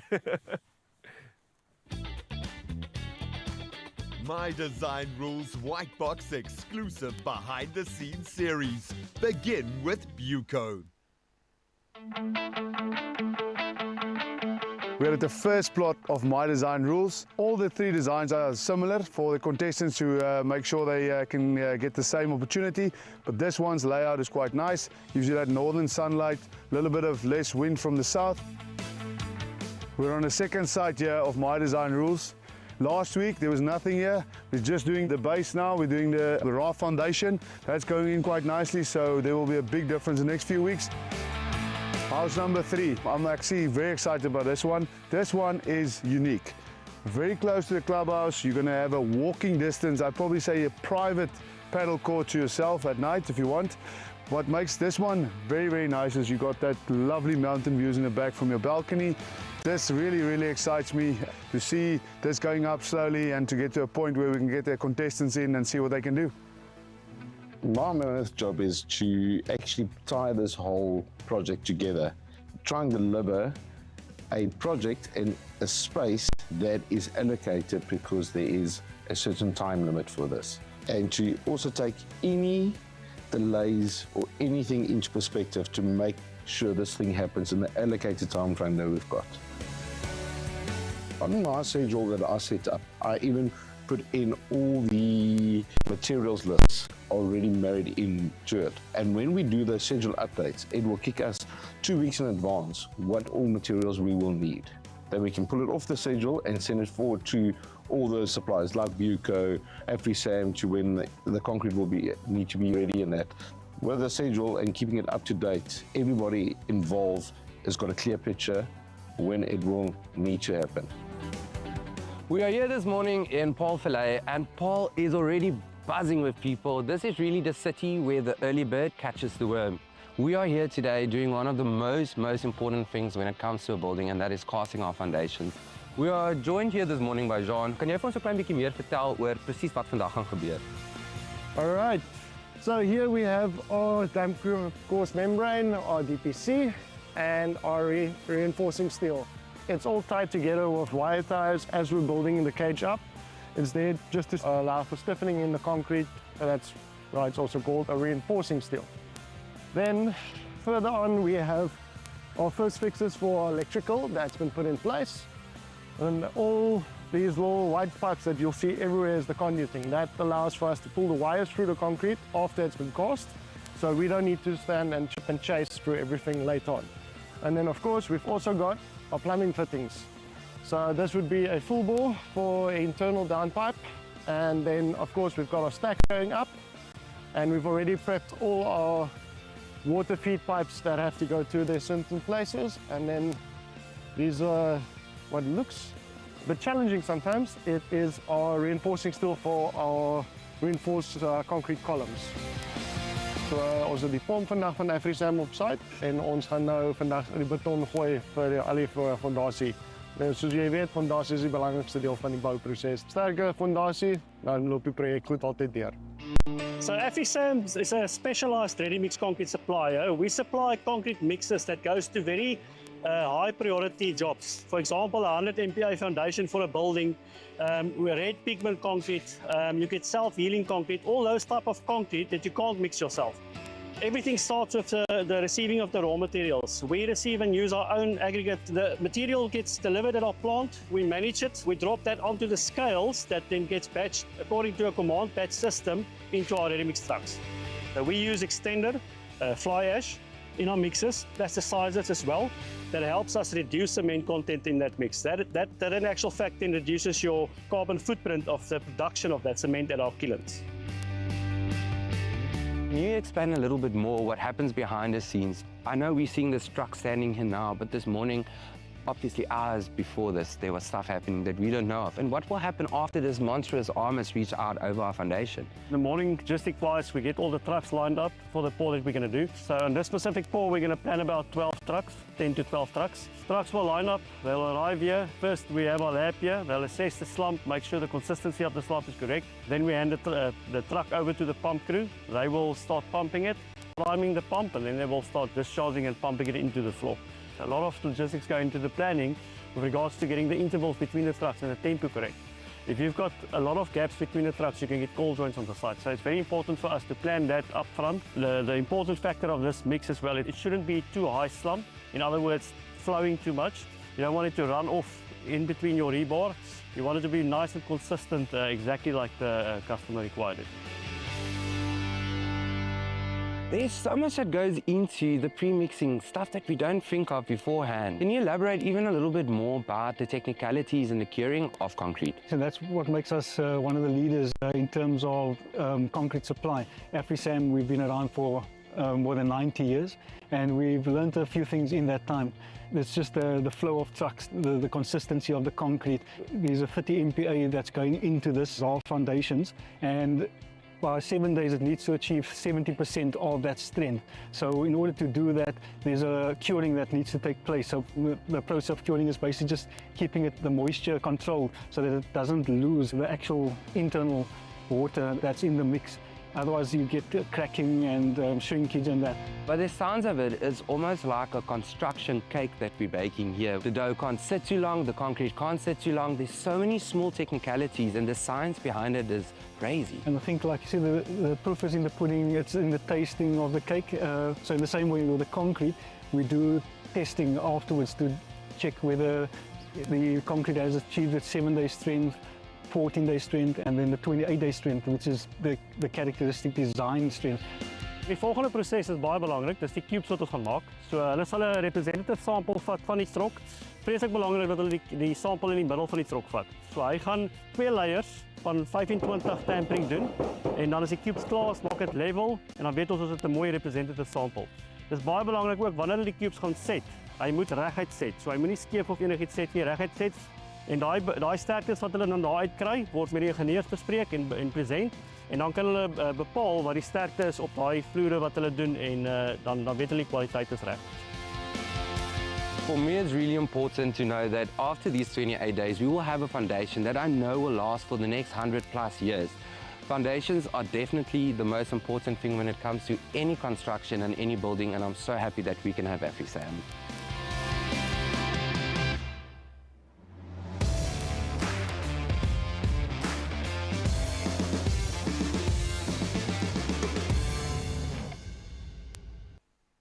Yo, guys, I'm so excited. How real does this feel? We're already on episode 2 of this White Box series, and it's looking so good. I've learned an incredible amount just from this foundation phase, and I think here's your opportunity. You can make sure that you head over to Buco Hardware and Buildware's YouTube channel, and that's the hit that subscribes. Well, you want to hit the subscribe button, and it's a hit that you're going to be subscribing to, and then you want to follow the entire White Box series for all the behind-the-scenes action leading up to My Design Rules Season 2. Baby, and you don't want to miss a single episode. Plus, when you do subscribe, you'll stand a chance to win a 1,000 Rand Buco voucher. Now, your T's and C's do apply, and you can visit expressoshow.com for all of the details. And here's a reminder that it all does begin with Buco, and we'll see you on the next episode. For now, though, let's touch on with Joburg and see what's happening, because I'm here for more of this good energy. Oh, yes. You know we got you when it comes to that, my Ryle. And Mzansi, I hope you're ready for the energy that this queen is about to bring. I'm talking about Boozy Lee. She's bringing us her brand new track. It's called Malgela. K-Kid and Mash Beats jumping on it. Everybody, let's give it up for the queen. G smash. You ready to rock? Sure. It's you. Wait. Yeah, it's you. Too much rubies, I'm a drug. It's your jagatebe. Federica Tema. Gave me cajatel. When no snipe out shell. It's your jagatebe. Federica Tema. Gave me cajatel. When no snipe out shell. It's your jagatebe. Federica Tema. Gave me cajatel. When no snipe out shell. It's your jagatebe. Federica Tema. Gave me cajatel. When no snipe out shell. Chere how ya Sano latha side, busy mocha pipe while she getting pipe. Thought that was your wife, I thought that was your type. A joke when I die, never tell 5. Ile mateka za noko talo seta swipe. But you see that kid, it's a mogo come. I'm that girl that come. Guy man not here back. Sato bale Cajun, Gachi sale kaba fan. Kale nago child, fana nago wash. It's your jagatebe, Federica Deme. Gave me cajatel, when no snipe out shell. It's your jagateb, Federica Tema. Gave me cajatel, when no snipe out shell. It's your jagateb, Federica Tema. Gave me cajatel, when no snipe out shell. It's your jagateb, Federica Tema. Gave me cajatel, when no snipe out shell. Fighting for their lives, let's get in the ring, I'm the top of the beat. Mostly I going outside, it's breaking my heart, I'm paying them homage at least. For them up, yeah, I'm on top of the crease. They see the success, it's harder to plead. Can't sugarcoat, I'm not in me. Go bang with a piece and I'm in their feet. Ewen villain, ya colos. Songs like this, just storm. Yeah, question, stirs. Jabat biselu oros. When I come collect the bread. Can't secretly dumble. And they ask me what I want. Now this food lindo young. Sauce, it's your jagateb. Federica Dem. Gave me cajatel. When no snipe out shell. It's your jagateb. Federica Dem. Gave me cajatel. When no snipe out shell. It's your jagateb. Federica Dem. Gave me cajatel. When no snipe out shell. It's your jagateb. Federica Dem. Gave me cajatel. When no snipe out shell. Yeah. Sir. Sure. When no snipe out shell. Yeah. It's just. That's right. Come on, everybody. It's Boozy Lee. Come on. This is exactly what we were talking about when we said she's going to blow you away, honey. You're still hanging out with us right here on your Feel Good Breakfast Show, and we're having such a good time with you. We promise you there's still so much more to come. We're going to take a short break, but we'll see you after this.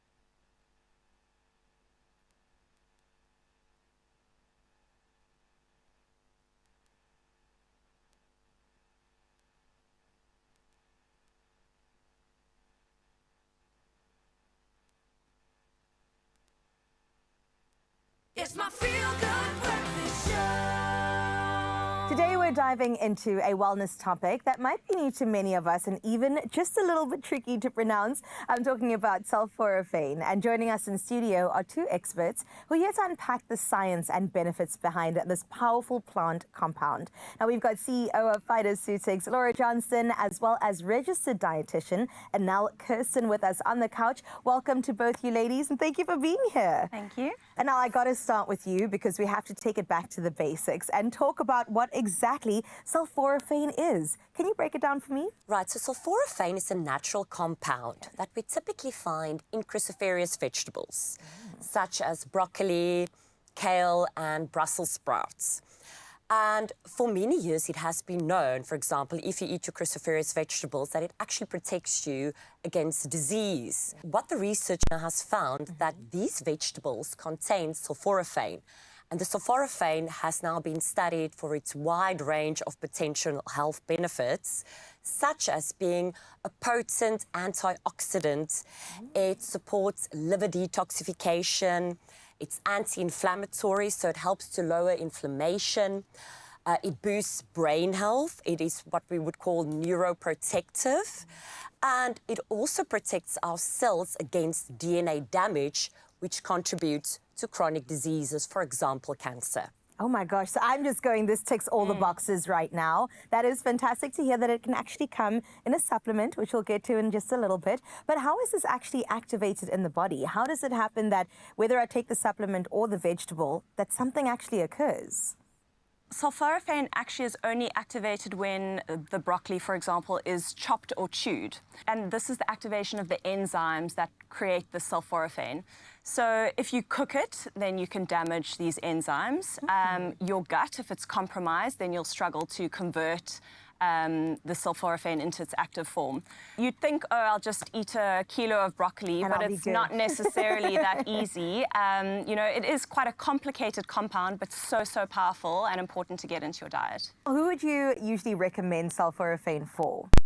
I usually recommend it to individuals, for example, who has been struggling with hormone imbalances, who's been having gut issues, bloating, constipation, individuals who's been struggling with inflammation-related conditions.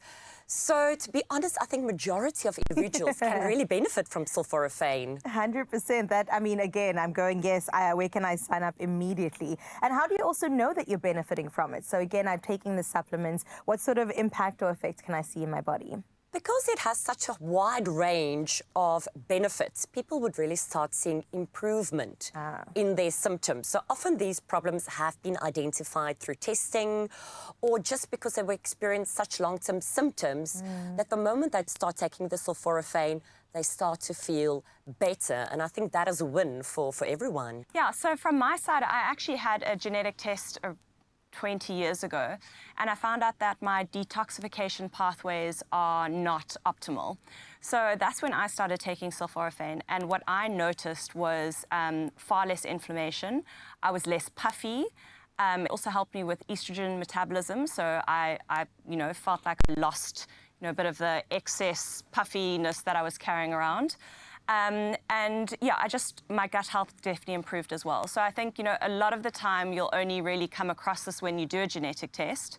And that's why we do recommend, you know, going to see a healthcare practitioner in order to get advice on what you should be taking and what dose. Okay, now we come to the supplement, which is actually the light at the end of the tunnel. So tell me a bit more about what Phytoceutics has to offer.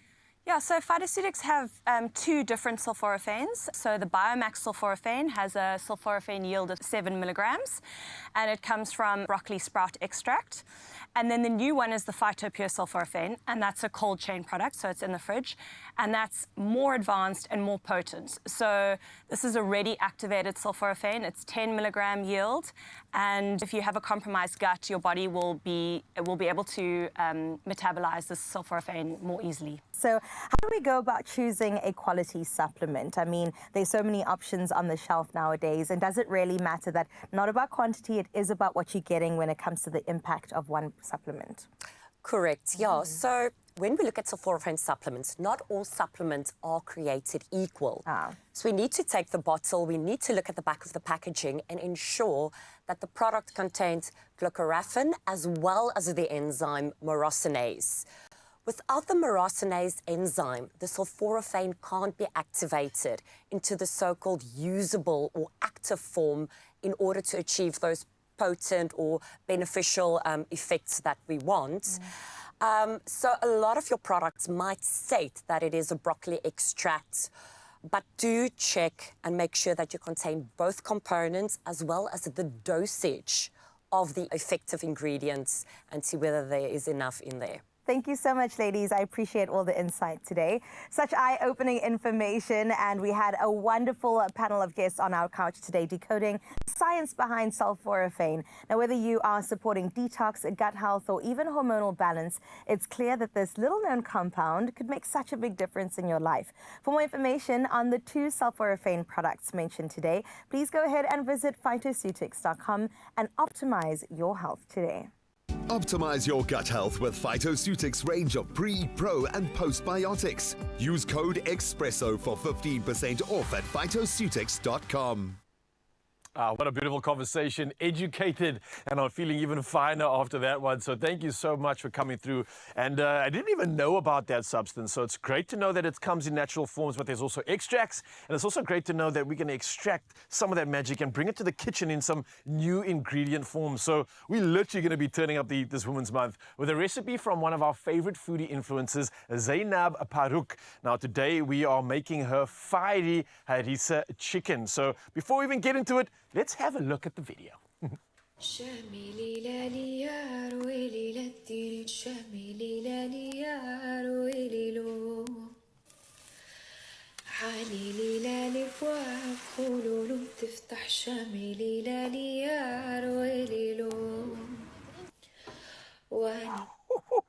That looks good.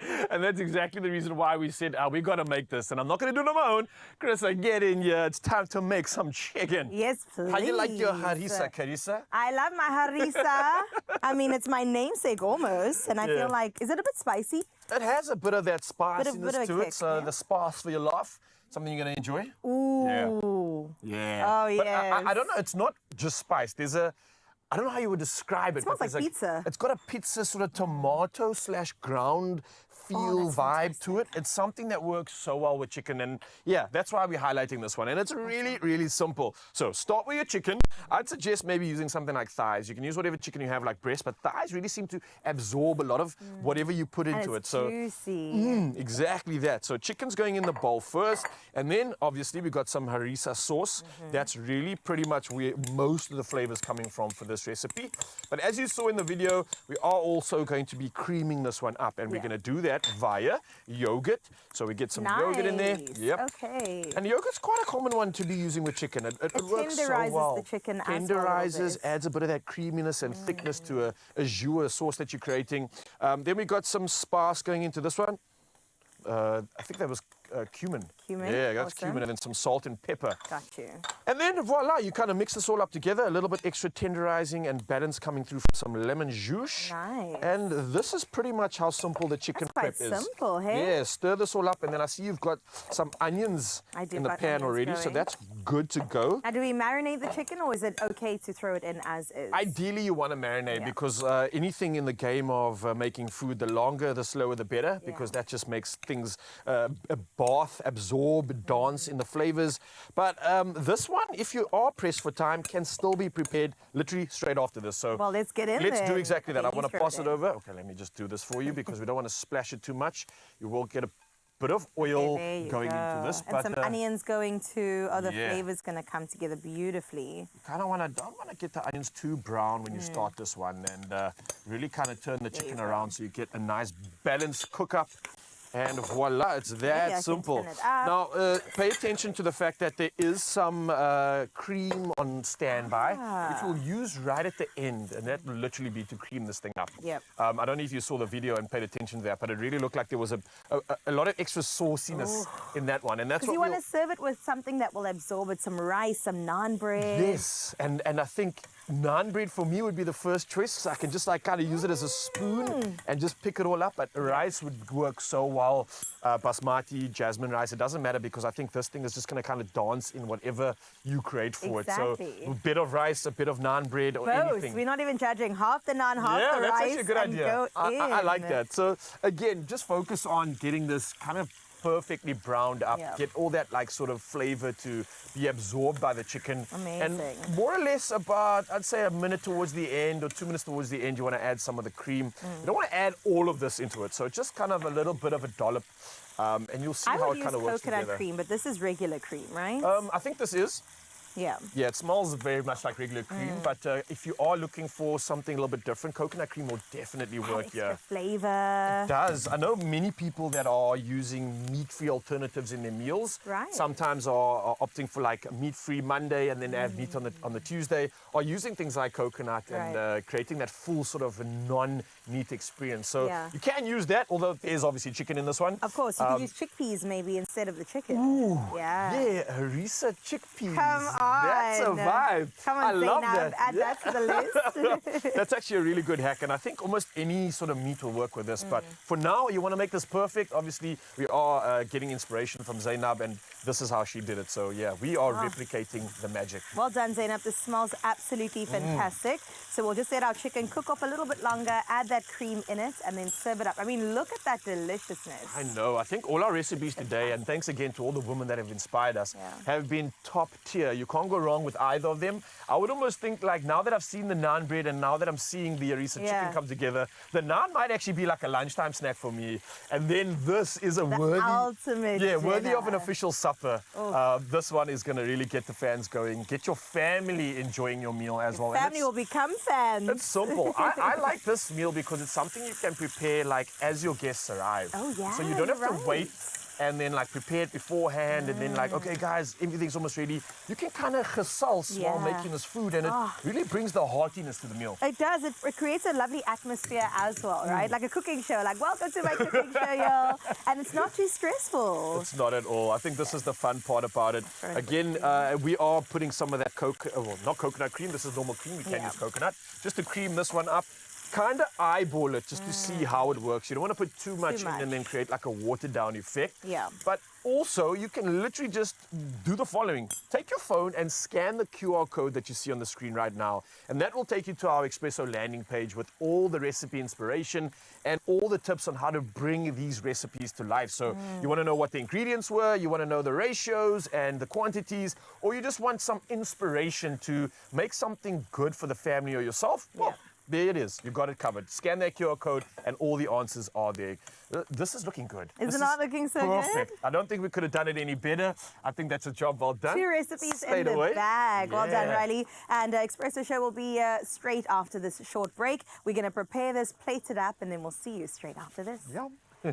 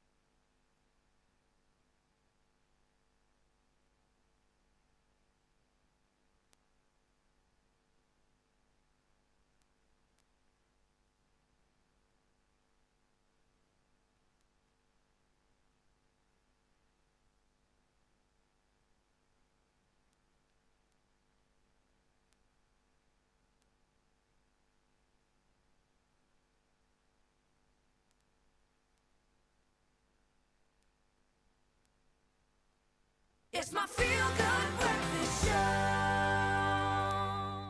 Welcome back. It is true. It's your Feel Good Breakfast show with 2 hours covered on up. We've got one more to go. Now, with a minute before 8 o'clock, let's get into your national news headlines. We get started in the Eastern Cape, who's created 89,000 new jobs in the second quarter of the year, driven by trade, agriculture, construction, and private household sectors. Now, despite this growth, the province's unemployment rate edged up slightly from 39% to 39.5%. Now, the government continues to prioritize job creation through skills development programs, infrastructure projects, and private sector partnerships. Now, long-term goals include boosting investment, trade, tourism, reindustrialization, as well as localization. Structural reforms aim to enhance competitiveness, stimulate labor-absorbing economic growth, and reduce youth unemployment across the province. In other news in the country, data from the South African Chamber of Commerce and Industry shows the country's business climate improved on both monthly and annual measures. Now, the Business Confidence Index rose by 3.5 points between June and July 2025.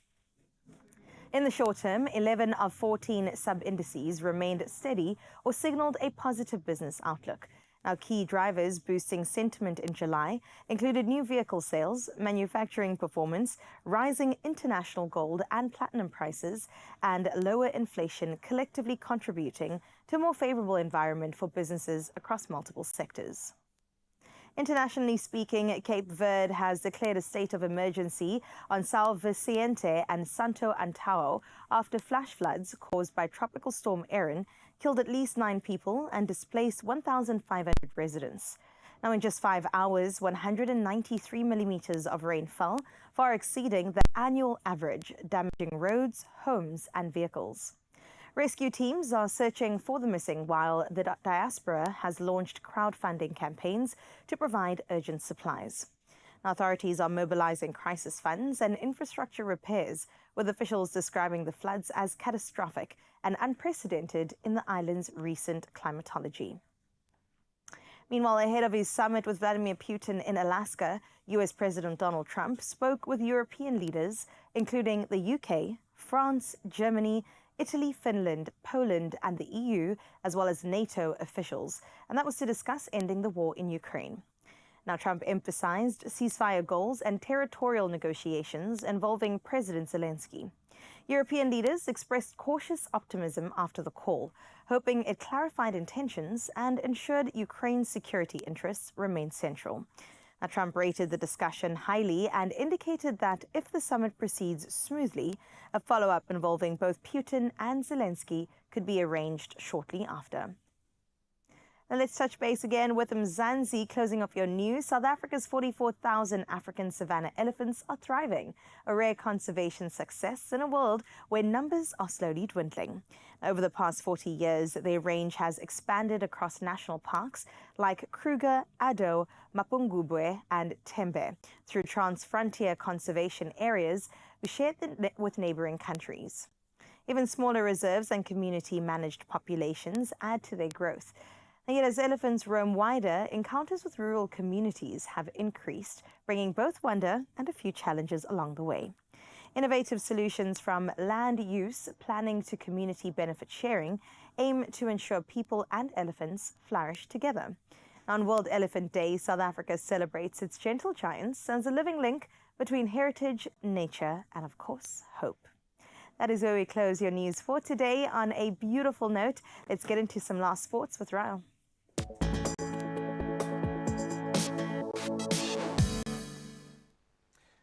Thank you so much, Harissa. And one last time, let's dive into all things sport. And let's start off with the Proteas. Now, Proteas Corbin Bosch received an official reprimand and a one demerit point for a level 1 ICC Code of Conduct breach in the second T20 against Australia.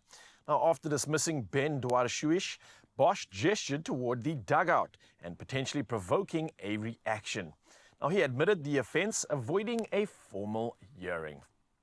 Well, from cricket, we move to rugby. And exciting stuff for Stormers fans as the DHL Stormers have launched a striking new brand identity designed to unite the diverse communities that support the club under the shared mantra, in it together. Now, at its heart is a redesigned logo featuring the team's iconic jersey hoops wrapped in a dynamic, interlocking pattern, subtly incorporating a lightning bolt and the outline of the DHL Stadium. We definitely can't wait to see them donning those jerseys. But for now, though, we move to football news, where PSG Paris Saint-Germain overturned a 2-0 deficit late in normal time and in the shootout to beat Tottenham in the 2025 UEFA Super Cup. Now, goals from Lee Kang in as well as Goncalo Ramos forced penalties where Spurs faltered, missing twice as PSG claimed a very dramatic victory. Now, for our last roundup of all things sport, we move to tennis, and two-time US Open champion Venus Williams, at the age of 45, has been granted a singles wildcard for this year's tournament. Now, the 7-time Grand Slam winner recently returned after a 16-month break, becoming the oldest WTA match winner since 2004, and will also compete in the revamped mixed doubles with Riley Opelka. Well, we'll be sure to bring you all the latest sporting action from this and many other stories to follow, so stick around for that. But for now, though, it's time to take one last look at what you can expect on your side of town when it comes to weather.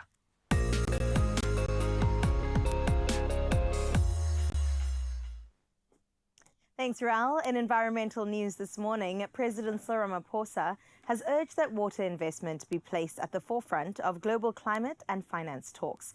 Now, he was speaking at the African Union African Water Investment Program Summit, and that was out at the Cape Town International Convention Centre.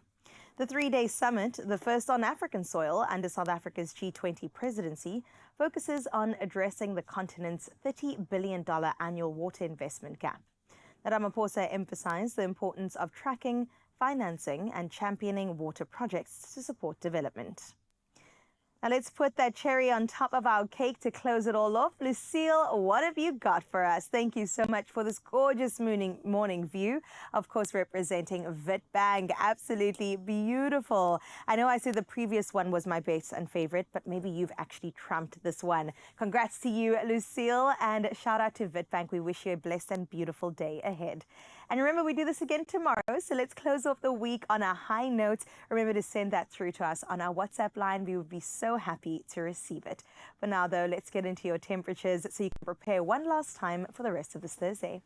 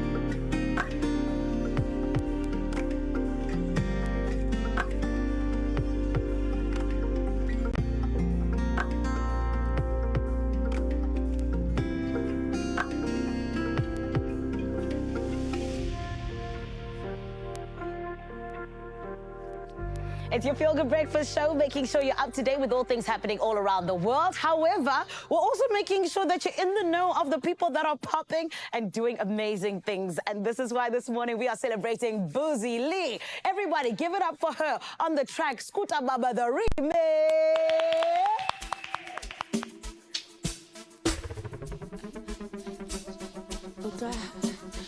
Shifta baba, funa, wipatalo, asa, ishu, yebo baba, yebo baba, asa, yebo baba, asa, yebo baba, ishu, jefu baba, kankarama, ingagara, chandara, wipatalo, shifta baba, kanasekaya, asa, inja baba, asa, yebo baba, yebo baba, asa, yebo baba, yebo baba. Echo baba bora, salagala, ebailata, fomahala. Baba ngicela amabuso kweramanala enekosha bastiletho ngizomgwaza gawula nama siyathandaza our father thulanana usanginya ngiyakhuza baba enekorela susiskuta baba okhululeka ngiyakuzwa mama athi uyamthanda akafuni sibene drama sidla uphuthuphuthu iphiya nabashana skuta mama yebo baba shaya inamba yebo baba jeso kwaza kakaramba ingagara shandaraba shifta baba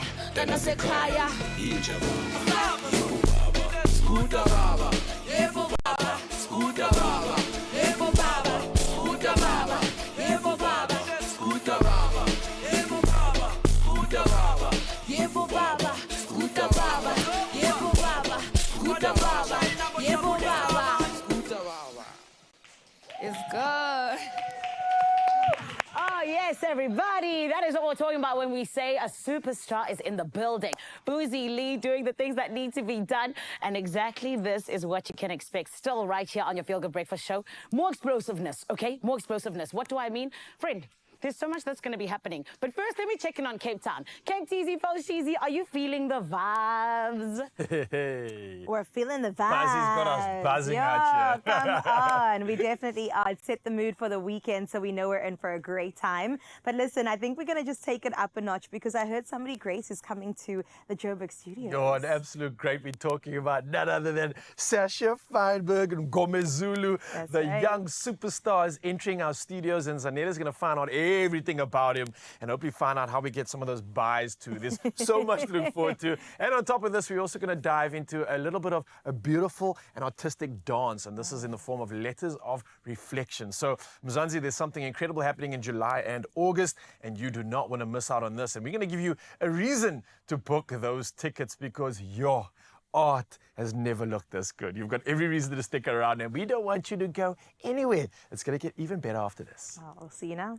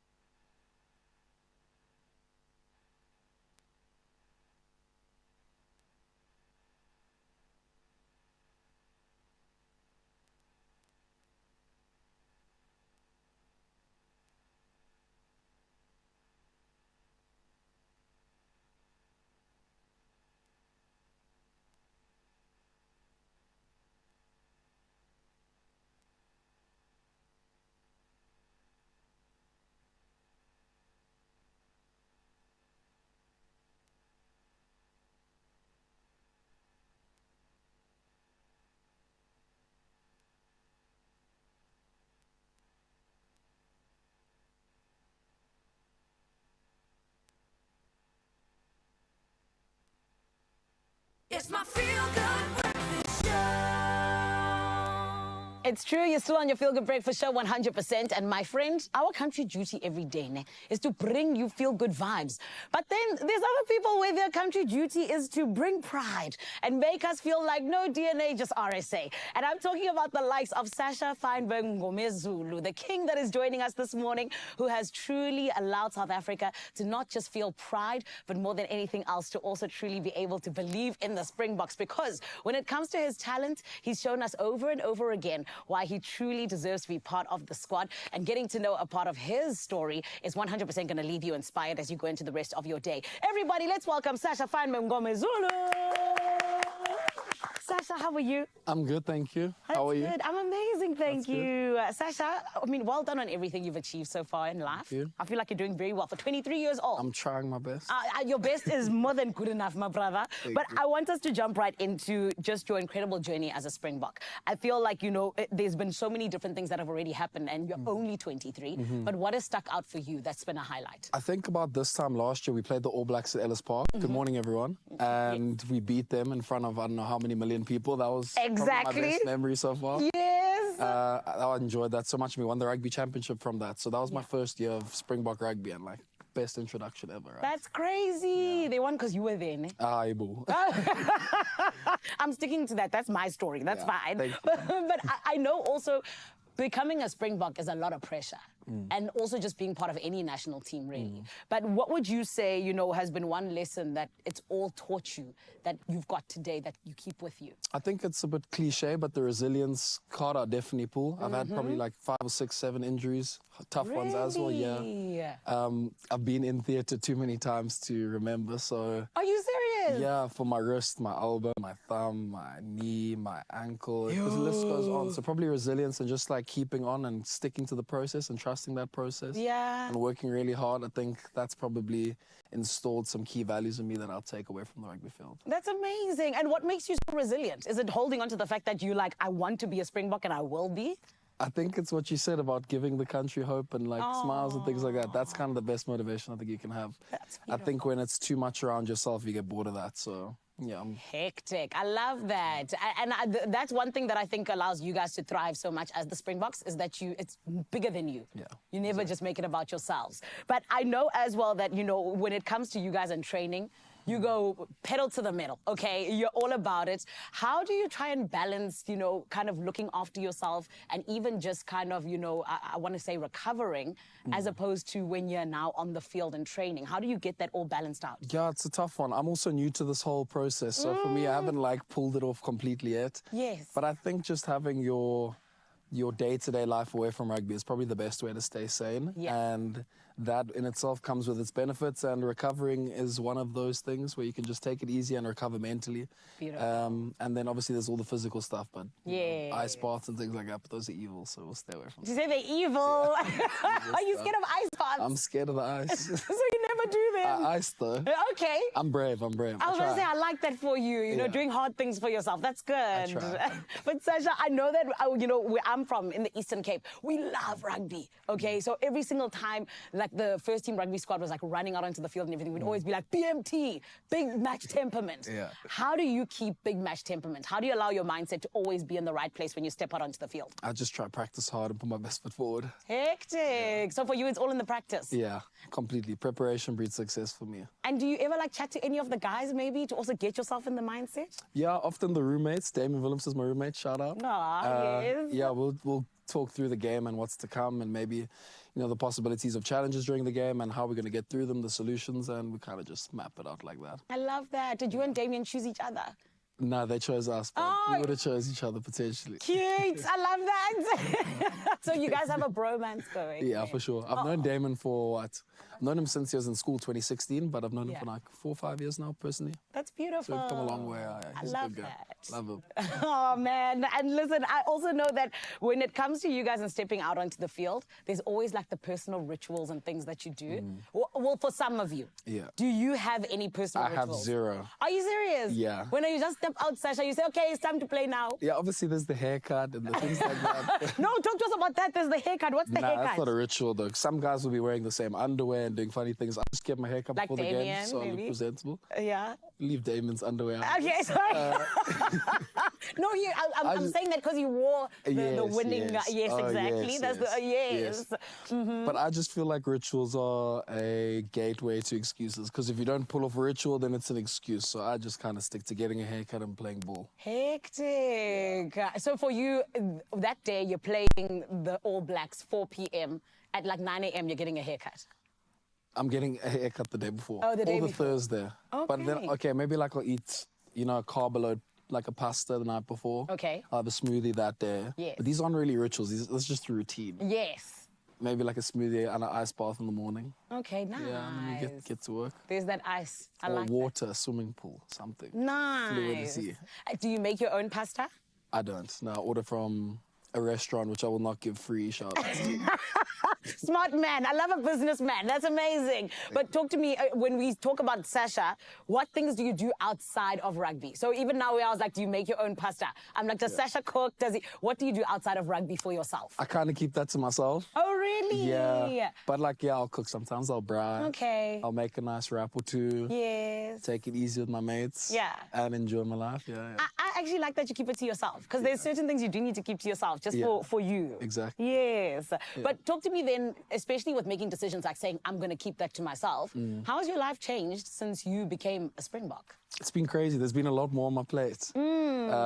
Activation-wise, sponsorship-wise, I've just done a new collaboration with Pakaraban, which is really cool. Yes. And that obviously takes up some time also. So there's a lot of different commitments I have now. Yeah. And responsibilities in terms of, I don't know, guiding the youth in a way. Yeah. So there's some nice stuff on my plate. I'm not going to complain, but I'm a busy man sometimes. And do you feel the weight of the responsibility of guiding the youth? Or is it for you a little bit of an honor to be able to do that? I think it's a bit of both. I think the Okay. honor comes with a bit of, like, pressure is a privilege. The honor comes with a bit of weight. And I think that's what makes it an honor, right? If there was no weight, it wouldn't be an honor. So, yeah, I'm just navigating through this interesting life of mine. I love and that. enjoying it, yeah. And how much is little, little Sasha loving this? How much, like, in terms of seeing your dream come true? Yeah. Yeah.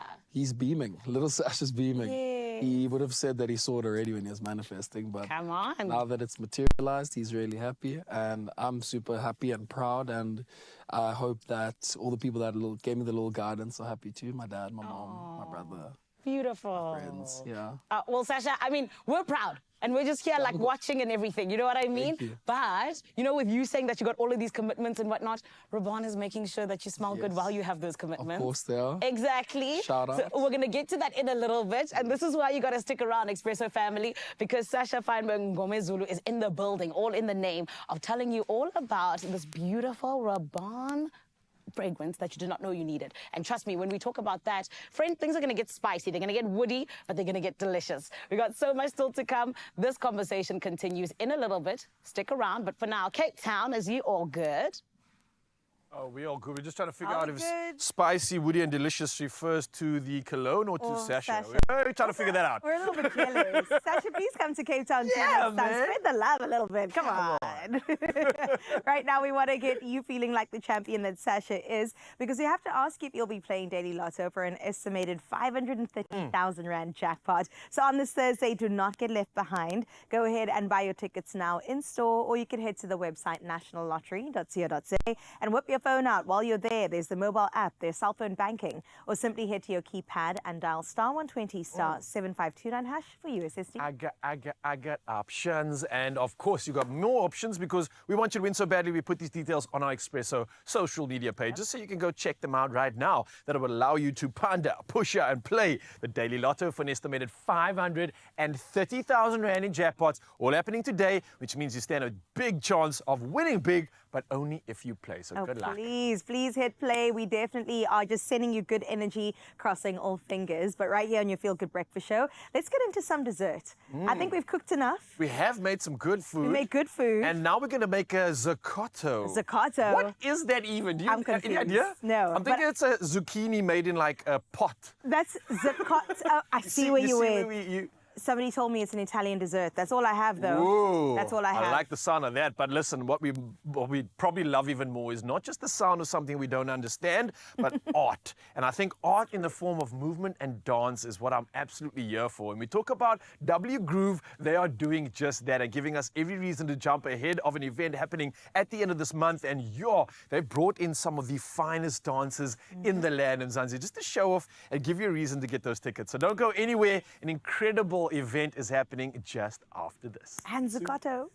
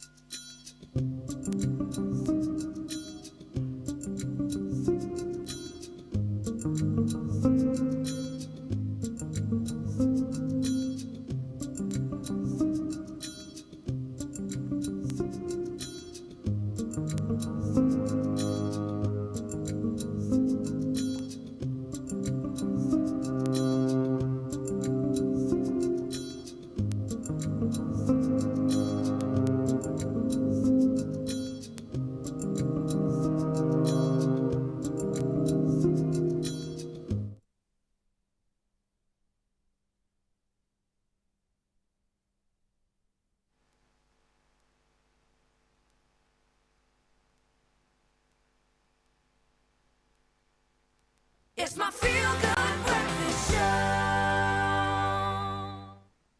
Welcome back, Mzansi. You're still right here on your Feel Good Breakfast show. And yes, you are in the greatest nation in the whole entire world. What is one of the biggest reasons? The Springboks, okay? And today we're sitting down with one of those Springboks. It is Sasha Fineberg, Ngome Zulu. And friend, it is all in the name of Raban's brand new fragrance. Now, this is the thing about Raban. Their fragrances are defined by being bold, by having such delicious scents, and more than anything else, allowing anyone who wears it to feel confident. And this morning, we get to see how Sasha came together with Raban and, in fact, just how much of a natural fit it is. Because, friend, we're all about the victory. We're all about the winning. And that's what the Springboks do. So it is one thing for us to sit here and maybe talk about it. We're going to smell it in a little bit. But firstly, Sasha, I want to come to you because, I mean, earlier on, we already said Raban's got you when it comes to you and going out and feeling good and being confident. But talk to me about this, Raban's Invictus Victory Absolute. It is all about victory, all about strength. What is it about your partnership with Raban and this specific fragrance that kind of really resonated with you? Yeah, I think the Raban collaboration partnership has been amazing thus far. Let me just mention that. And obviously this bottle, it's the all black bottle. I'm actually dressed in all black right now. So you see, this is why. there's that little, you know what I mean? So smart. I love this. Yeah. So it's like the all black. It's like a bold. It makes me feel confident. It's like a sophisticated bottle, but it's also got a sweet scent to it. So I like the whole mix up it's got going there. And it's a pretty looking bottle. Right? It really is. For me, I'm like, it looks like a World Cup. Yeah, exactly. Right? Invictus, yeah. Invictus? Okay, I'm so glad we have this because this is so beautiful. I think it's so creative as well. But for me, I'm also just like, in terms of the aesthetics of this specific fragrance and even just the smell of it, what is it that you feel whenever you're possibly wearing this that someone else would possibly feel? I think you just feel confident. It's nice to have a sweet smell in your neck or wherever it's going to be. Yes. I feel confident. I feel like ready to kind of take on something. Yeah. I like that feeling when you walk past and there's that little breeze behind you. You know that one? I love that, yes, 100%. Yeah, so this bottle gives you that. It's that sweet, that sweet, subtle confidence, and it's in that all black, understated bottle. It's the whole wrap up in it. Yeah, it's beautiful. And I think you used the perfect wording earlier on when you said it's sophisticated. That all black vibe is exactly what it gives, right? Yeah. But let's talk a little bit about how people can now experience this beautiful bottle, experience the fragrance, the Invictus Victory Absolute. Are there any Woolworths experiences that we can be looking forward to or surprises? Well, you can get it at Woolworths or Edgar's. But I think what's best is probably to go onto the Instagram page on Woolworths Beauty and comment Invictus by Raban. Yeah. And you can actually stand a chance to get a bottle gifted basically from me. I don't want to spoil the surprise. But yeah, there's a little chance to win. There hasn't been a lot of engagement on the post yet. So if you go now, you can probably stand a chance to win. A good chance. So I'd really recommend that to everyone. Beautiful. Yeah. So the bottle is not just from Raban, it's from Raban and Sasha. Yes. Exactly. Yes. I love that. It's a touch from us. So that's beautiful. Get down there and try to get it. Let's do it. Where's your phone? It's over there. Someone bring my phone, please. I need to go and enter. I'm so glad. So the T's and C's, they apply. I can enter. Yes. Thank you. I'm going to get a bottle from Sasha. I'm just telling you. But Sasha, I also want to ask you, because now that I'm thinking about it, earlier on, like I said, we spoke about how you're so busy and everything happens, but this is your go-to fragrance. Before you go onto the field, and be honest, do you spray it? Or are you that person who's like, no, I'm going to come back afterwards and spray it? I 100% spray perfume before I go into the field. Really? Every single time. You are spoiling your fellow rugby players, Sana. Nah, I think a few guys could actually testify to that. Like, I think it's crazy. It's before the game, everyone's like locked in, and then you just smell like this thing come across your nose. It's just and they're like, oh, Sasha's here. Yeah. I actually do. That's not a word of a lie. I love that. That's beautiful. And Sasha, one last thing. When we talk about just winning and talk about really having a winning fragrance more than anything else, why was it so important for you to jump onto something like this? Why did you feel like, that this was a natural fit for you? Yeah, I don't know. I think it's just the classy look of the brand. And like I said, just the understated sweet smell that's associated with such like a confident, bold, black bottle. Not even just the black bottle, the one in a million is beautiful, all of them. Yes. But I think it was just, I don't know, I found a lot of similarity between Raban and the bottle and myself. Yeah. And I was drawn to it, and yeah, it's that understated confidence that I love. I love that. Well, can we do a little bit of a smell tester then? Let's do it. Okay. Here we go. Okay. Can you spray it for me, please? Thank you. So it doesn't go. I'm sure you like it though. Okay. All right. I'm about to smell Sasha, but from afar, over here. Oh my goodness. That smells like, it smells like money. Money? It smells like money. It smells like sophistication. Yeah, it smells really good. Yes, exactly. It smells like I just won a World Cup.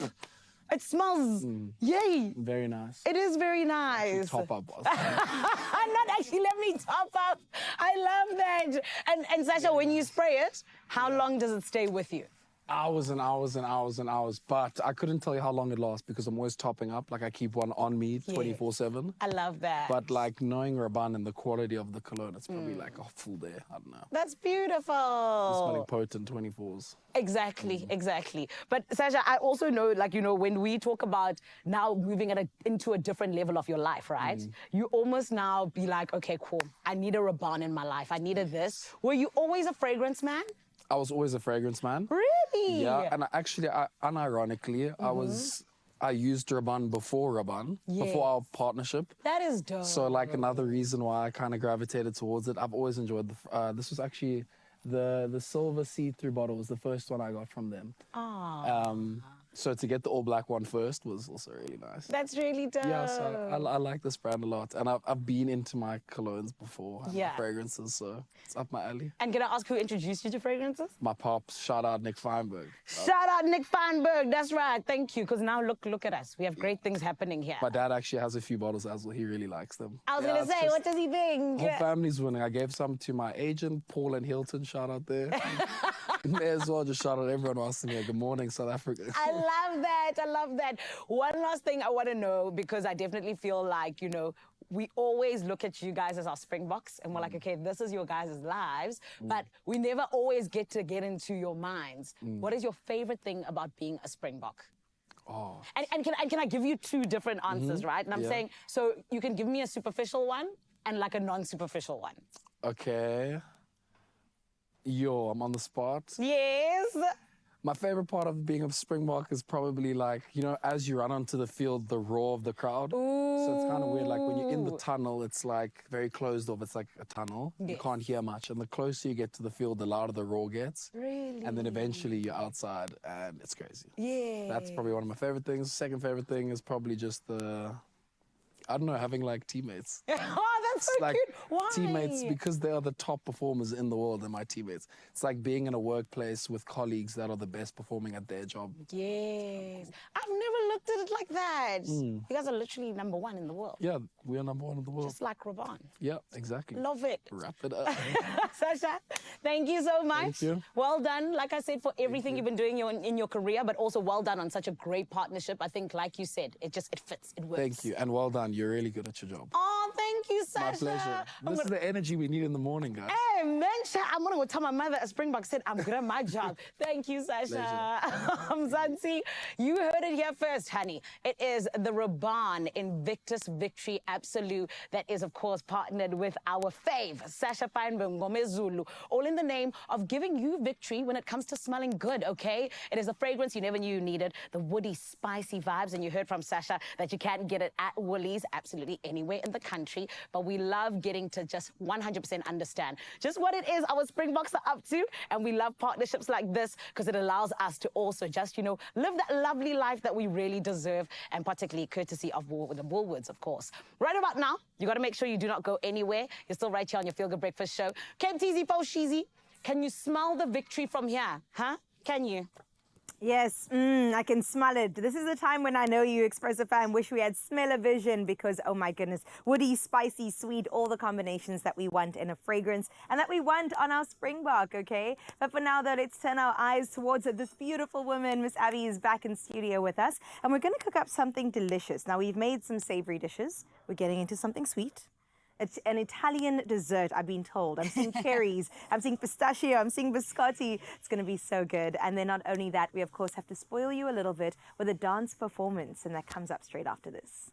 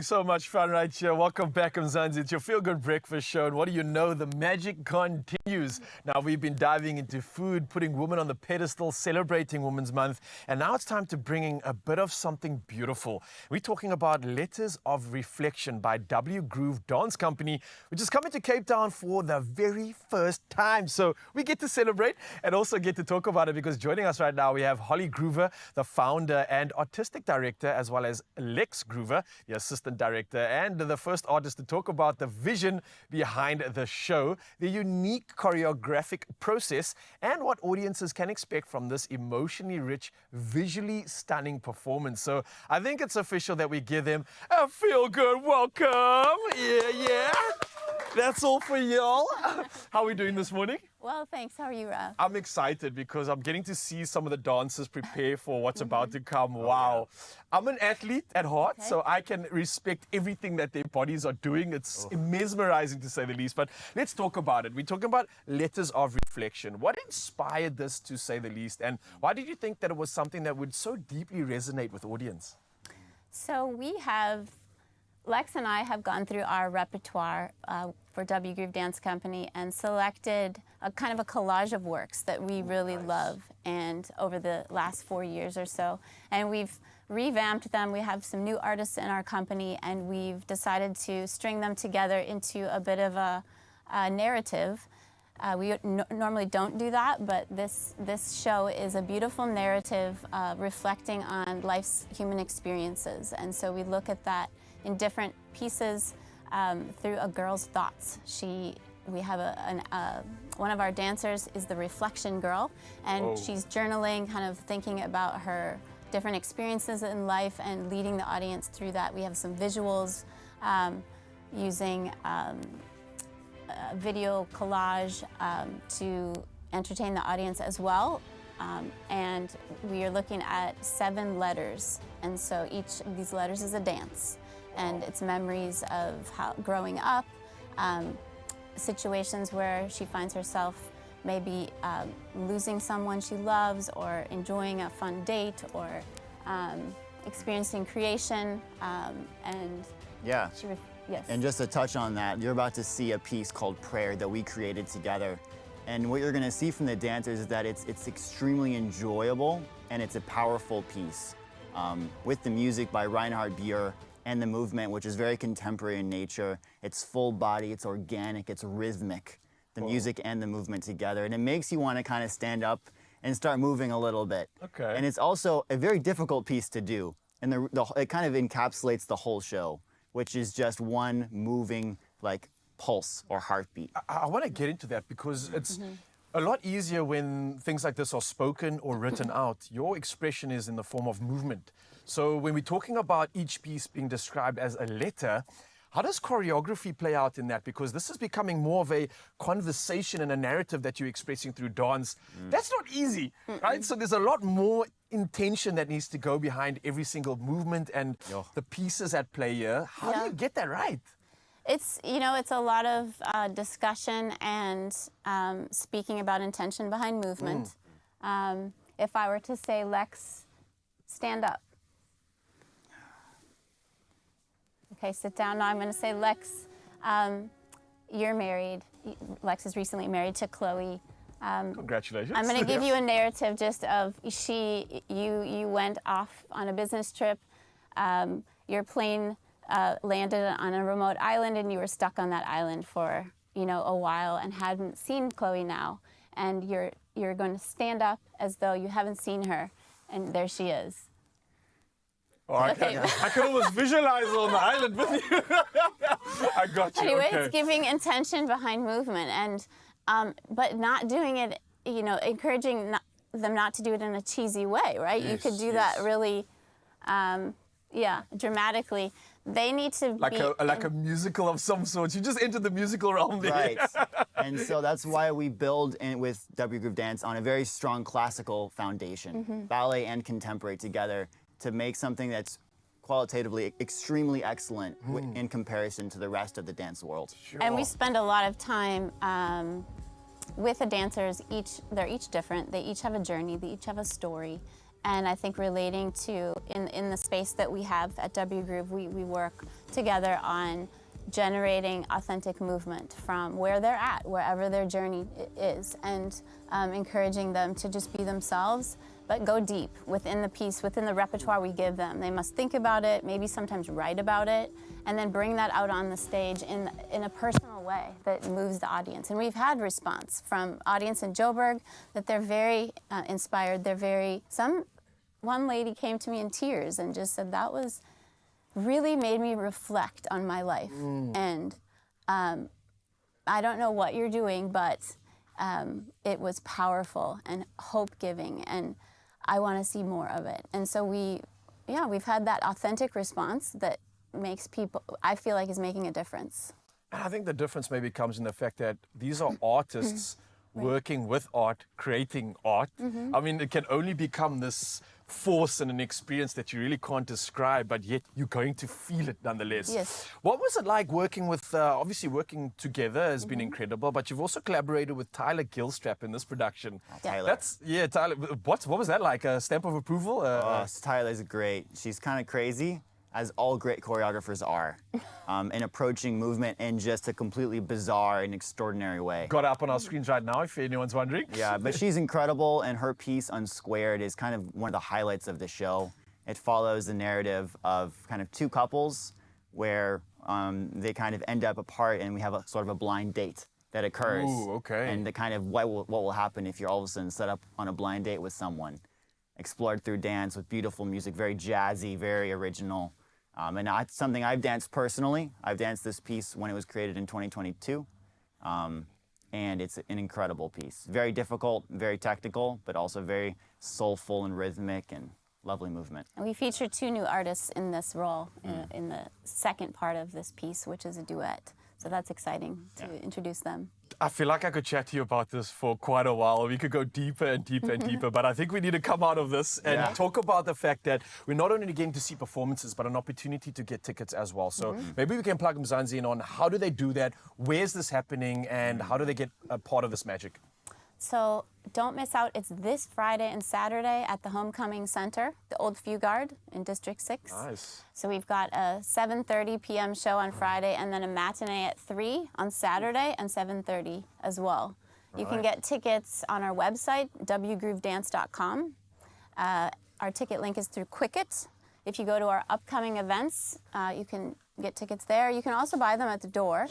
But please come, don't miss it. Fugard Theater this weekend, Friday and Saturday. Go to our website, www.wgroovedance.com. Nicely done, man. I love that plug. And again, we put all these details on our screens, so you guys can go check it out right now. Let me tell you, I'm watching some of these dancers prepare for what's to come, and it's going to be incredible. But before we do, we're going to head to the kitchen, fill up our bellies, get some energy before the beauty continues. Let's go. Oh, I'm telling you, there's beauty right here. And I'm not just talking about Abby, but also what we're about to indulge in, the flavors of La Dolce Vita. Now, Always Taste Food Director Abigail Donnelly is here to transport us to Italy with an almond biscotti, cherry and pistachio zucotto that brings together rich textures and vibrant flavors in a show-stopping dome-shaped cake. I can't wait to get into this. Abby, you're always coming with something new and different. Welcome back, first of all. Oh, it's great to be back. Thank you. And I want to get into the inspiration behind pistachio, cherries, I'm assuming some coffee. Some nice strong coffee. Strong coffee. It's Italian. It's Italian. And almond biscotti. So what is actually going on? Okay, so we're going to make a very easy, one of my favorite quick desserts, and it's called a zucotto. What is zucotto? Well, I heard you talking behind the scenes that you thought it was a zucchini, which That's is what also Ryle said. which is Italian for courgette or baby marrow. Right. And it is green. We are using green ice cream, but it's pistachio. Right. So Okay, almost there, but not quite. So zucotto is basically a dome-shaped Italian dessert. You can use ice cream or you can use cream, you can use chocolate, you can use cherries, you can use raspberries, any kind of ice cream you fancy. But because pistachio is very delicious and it's on trend, and Italian, we're going to use We're pistachio. going to use pistachio. And this is what I was going to ask you. Why do you think that pistachio is having such a moment right now? Now, I know it's delicious, but what's the reason? You know, so many people ask me. I mean, you get pistachio, the Dubai chocolate. You get pistachio paste with white chocolate. Pistachios, obviously the normal pistachios in a cream, pistachios in an ice cream. Yeah. But I think it's the vibrant green color. You know, nuts all have the same color except a pistachio. They own it. Yeah. They own that beautiful And it's emerald. a beautiful shade. And there's a few little antioxidants, which is always good in a nut. There you go. And so, they cost R1,000,000. So when you eat it, you feel like a millionaire. Yeah, so this is a very easy dessert, as I said, but it's full of luxury. Okay. Beautiful. All right, I'm going to ask you to do this. So this is the lovely almond biscotti. We don't have look at the pistachio yet, almonds but in maybe that. that's coming soon. And then we're going to dip them into nice hot coffee. Okay, Okay, let me do so that for you. if you can do that, just give them a good soak. So you want to line this bowl. So I've just lined any bowl, glass bowl, silver bowl, whatever, ceramic, with cling wrap, because then it's easy to get it out. Right. Okay, cool. And is this a fridge dessert? Yeah, fridge. Do you put fridge? Fridge, not fridge. No, fridge. Okay, no, it is Italian, yes. It is Italian. It's for the freezer. For the freezer. Yes, but if you're There you going to go. use whipped cream, then you would just put it into your fridge overnight, preferably. Yeah, you don't want also the ice cream to be too hard. That's so, yeah. also true. So traditionally you can make it with cake. You know, you can make it with finger biscuits like a tiramisu. Right. You know, we've got our best ever tiramisu lying there as well. So, and you can make it your own. As I said, any ice cream. I'm getting you to do all the work. I love it though. Put me to work, Abby. Ice cream, any kind of cake, even a Swiss roll. So in a way, it's kind of like a frozen upside down trifle. Oh, yummy. And you know South Africans love their trifle. Exactly. While you're there, can you pass me the pistachio? Of course It's like I can. so cold, but we have taken lost it the out biscuit. so that for a while, so it softens a little bit, but it is going to harden up again. And there we I go. think there's a quicker way to do this. I mean, look at that. Look at the colour. Oh, yes, just bang it in. just yes, bang it in we're and just take being them neat out. because it's TV, that's all. Yeah. There you go. Okay, stunning. And Is it then we supposed to just line give it the outside? And then we just give it a squash. Okay, Yes, got you. yeah. Oh, the coffee So flavor you is know going to work why? beautifully. Why it's in a bowl, that shape, why in a dome The dome shape. No, tell me more. Because in Italy, Yeah. a pumpkin is translated to zucotto. Oh. So that's the shape of a pumpkin. Right. So, yeah, a kind of like a pumpkin, yes. Except we're not using any pumpkins in this recipe. No. Okay, so now That's most all done. important, softened ice cream, okay? So that you All can right. just reach it Yes. out like Now that. what you can do, I'm just doing it really easy, but you can take this out, use another bowl, wash another bowl, add the cherries or the raspberries, but I'm just going to layer it. No, let's just hoy Okay, it. let's just just go lay in. it because it's all going to be beautiful. I mean, it already looks so good. I would eat this as is. But it's the colour, you know, when you cut into this, you can imagine that it's going to have the vibrant vibrant green and the red cherries, and obviously you can add a little bit of chopped chocolate if you want. Oh, gosh, it yeah, just keeps getting everything that better. says Italian. Now, if you also want it, I've just done coffee. Yes. You can add a little bit of Italian liqueur, amaretto, Ooh, little you're sherry speaking my language. in the coffee if you want. Let me so then clean you up really our make it. station. Oh, I've been thank told you. by the good chefs that this is the way to go. Look at that. I'm just going to plonk that in. Oh, okay. No, we're going in. We're going in for the kill there, boy. Wow. Yeah. So there we go. Let's just I see what soften you it mean down. by the softened ice cream, so you can Yeah, work otherwise with it you're not going to, nicely. then you're not going to play with it. Yeah, Oh, exactly. wow, Abby, that So colour there we keeps go. getting me. And this is something, I know we can't really, we're talking Italy now, but we are going to get into Christmas sooner than later. Don't even say December's so nothing. this is one of my favourite desserts for special occasions, Christmas, whatever you fancy, because you can make it ahead. Right. You can make it 2 weeks ahead, pop Put it it in out. the freezer. And hey, And then presto. do you take it out on the day, just kind of leave it out for a bit? If it's the ice cream and not the cream, yes. Yeah. So Okay. this one, I'll show you just now. Okay, We've perfect. taken out because you want it a little bit soft. You don't want to be like hammering Knocking it. at your dessert. Cool. And then because we were talking so much, I forgot to layer the cherries, honey. That's fine. We can so add we're them going in. to We do can them add them now, in. and then we're just going to pop Oh, them these in. are fresh cherries. Yeah, These are not the ones in the jar. No, but you can use frozen berries if they're not in season. As I said, fresh raspberries, something tart could be nice. So let's just Oh, pretend the to cherries dig need to it be in. incorporated, I Yeah, get you. yeah, sorry about that, guys. That's all right. But look at that.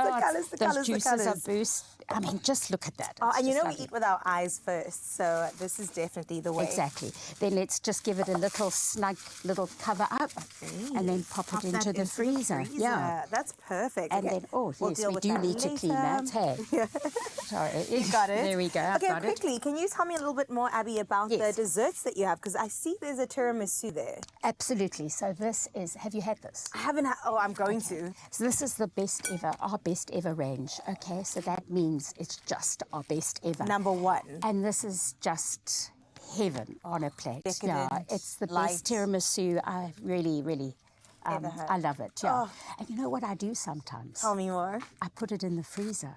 It's a little hack. And then it just kind of doesn't go too hard, but it's just got that frozen kind of delight. So just for something different, yeah. Well, listen, if Abby's doing it, then I'm also going to include that in something I do. Cool. Shall we pop but this let's out? See. Yes, please. Okay. Oh, look at it. Look at that, because that little kitchen fairy's done it much neater than I have. Beautiful. So Okay, pull let's that pop thing it back. over. Yeah. And we see our should- avocado. Yes, it should come out. It probably needs a little nudge. I'll grab the Okay, cling it's wrap. just live TV. It's That's okay. It's fine. That's fine. Let's just do that. Okay, we'll keep working on this. Yes, yeah, But from we're just going to Italy give it to a our nudge. homes and your studio. It's gonna Abby's come so out. great with this sort of thing. Find this recipe on expressoshow.com. There we go. Or you could go ahead and visit woolworths.co.za for more Italian inspiration. Shop all of this in store, online, and on the app. And in 3, 2, 1. Ta-da! Bellissimo. Wow. Oh, So, Abby, you've done it Look again. at that. But let's add some chocolate. Oh, we drizzled the chocolate on the I've just top. melted some chocolate drops and some cream. And then we're just going to pop that over. Give it like a smushy smush. Okay, smush it away. When we come back Smush. from the break, we're going to see the beautiful zaccato look gorgeous together. Maybe we'll even slice a bit for you. We'll see you straight after this. Feel good, fam?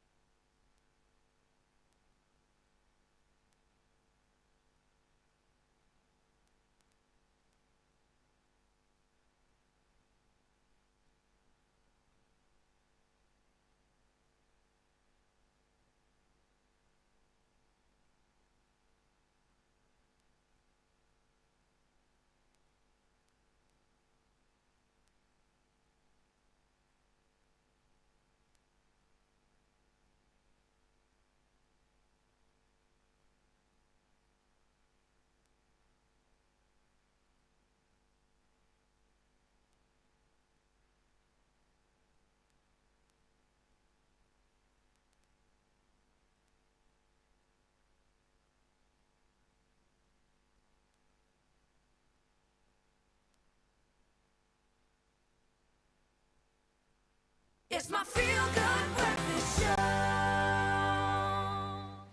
Welcome back, Mzansi. And you know what? If you were to win the lotto, you could pay me to say welcome back to you every time you come through your door. Do you understand what I'm saying? So let me tell you how you can win, all right?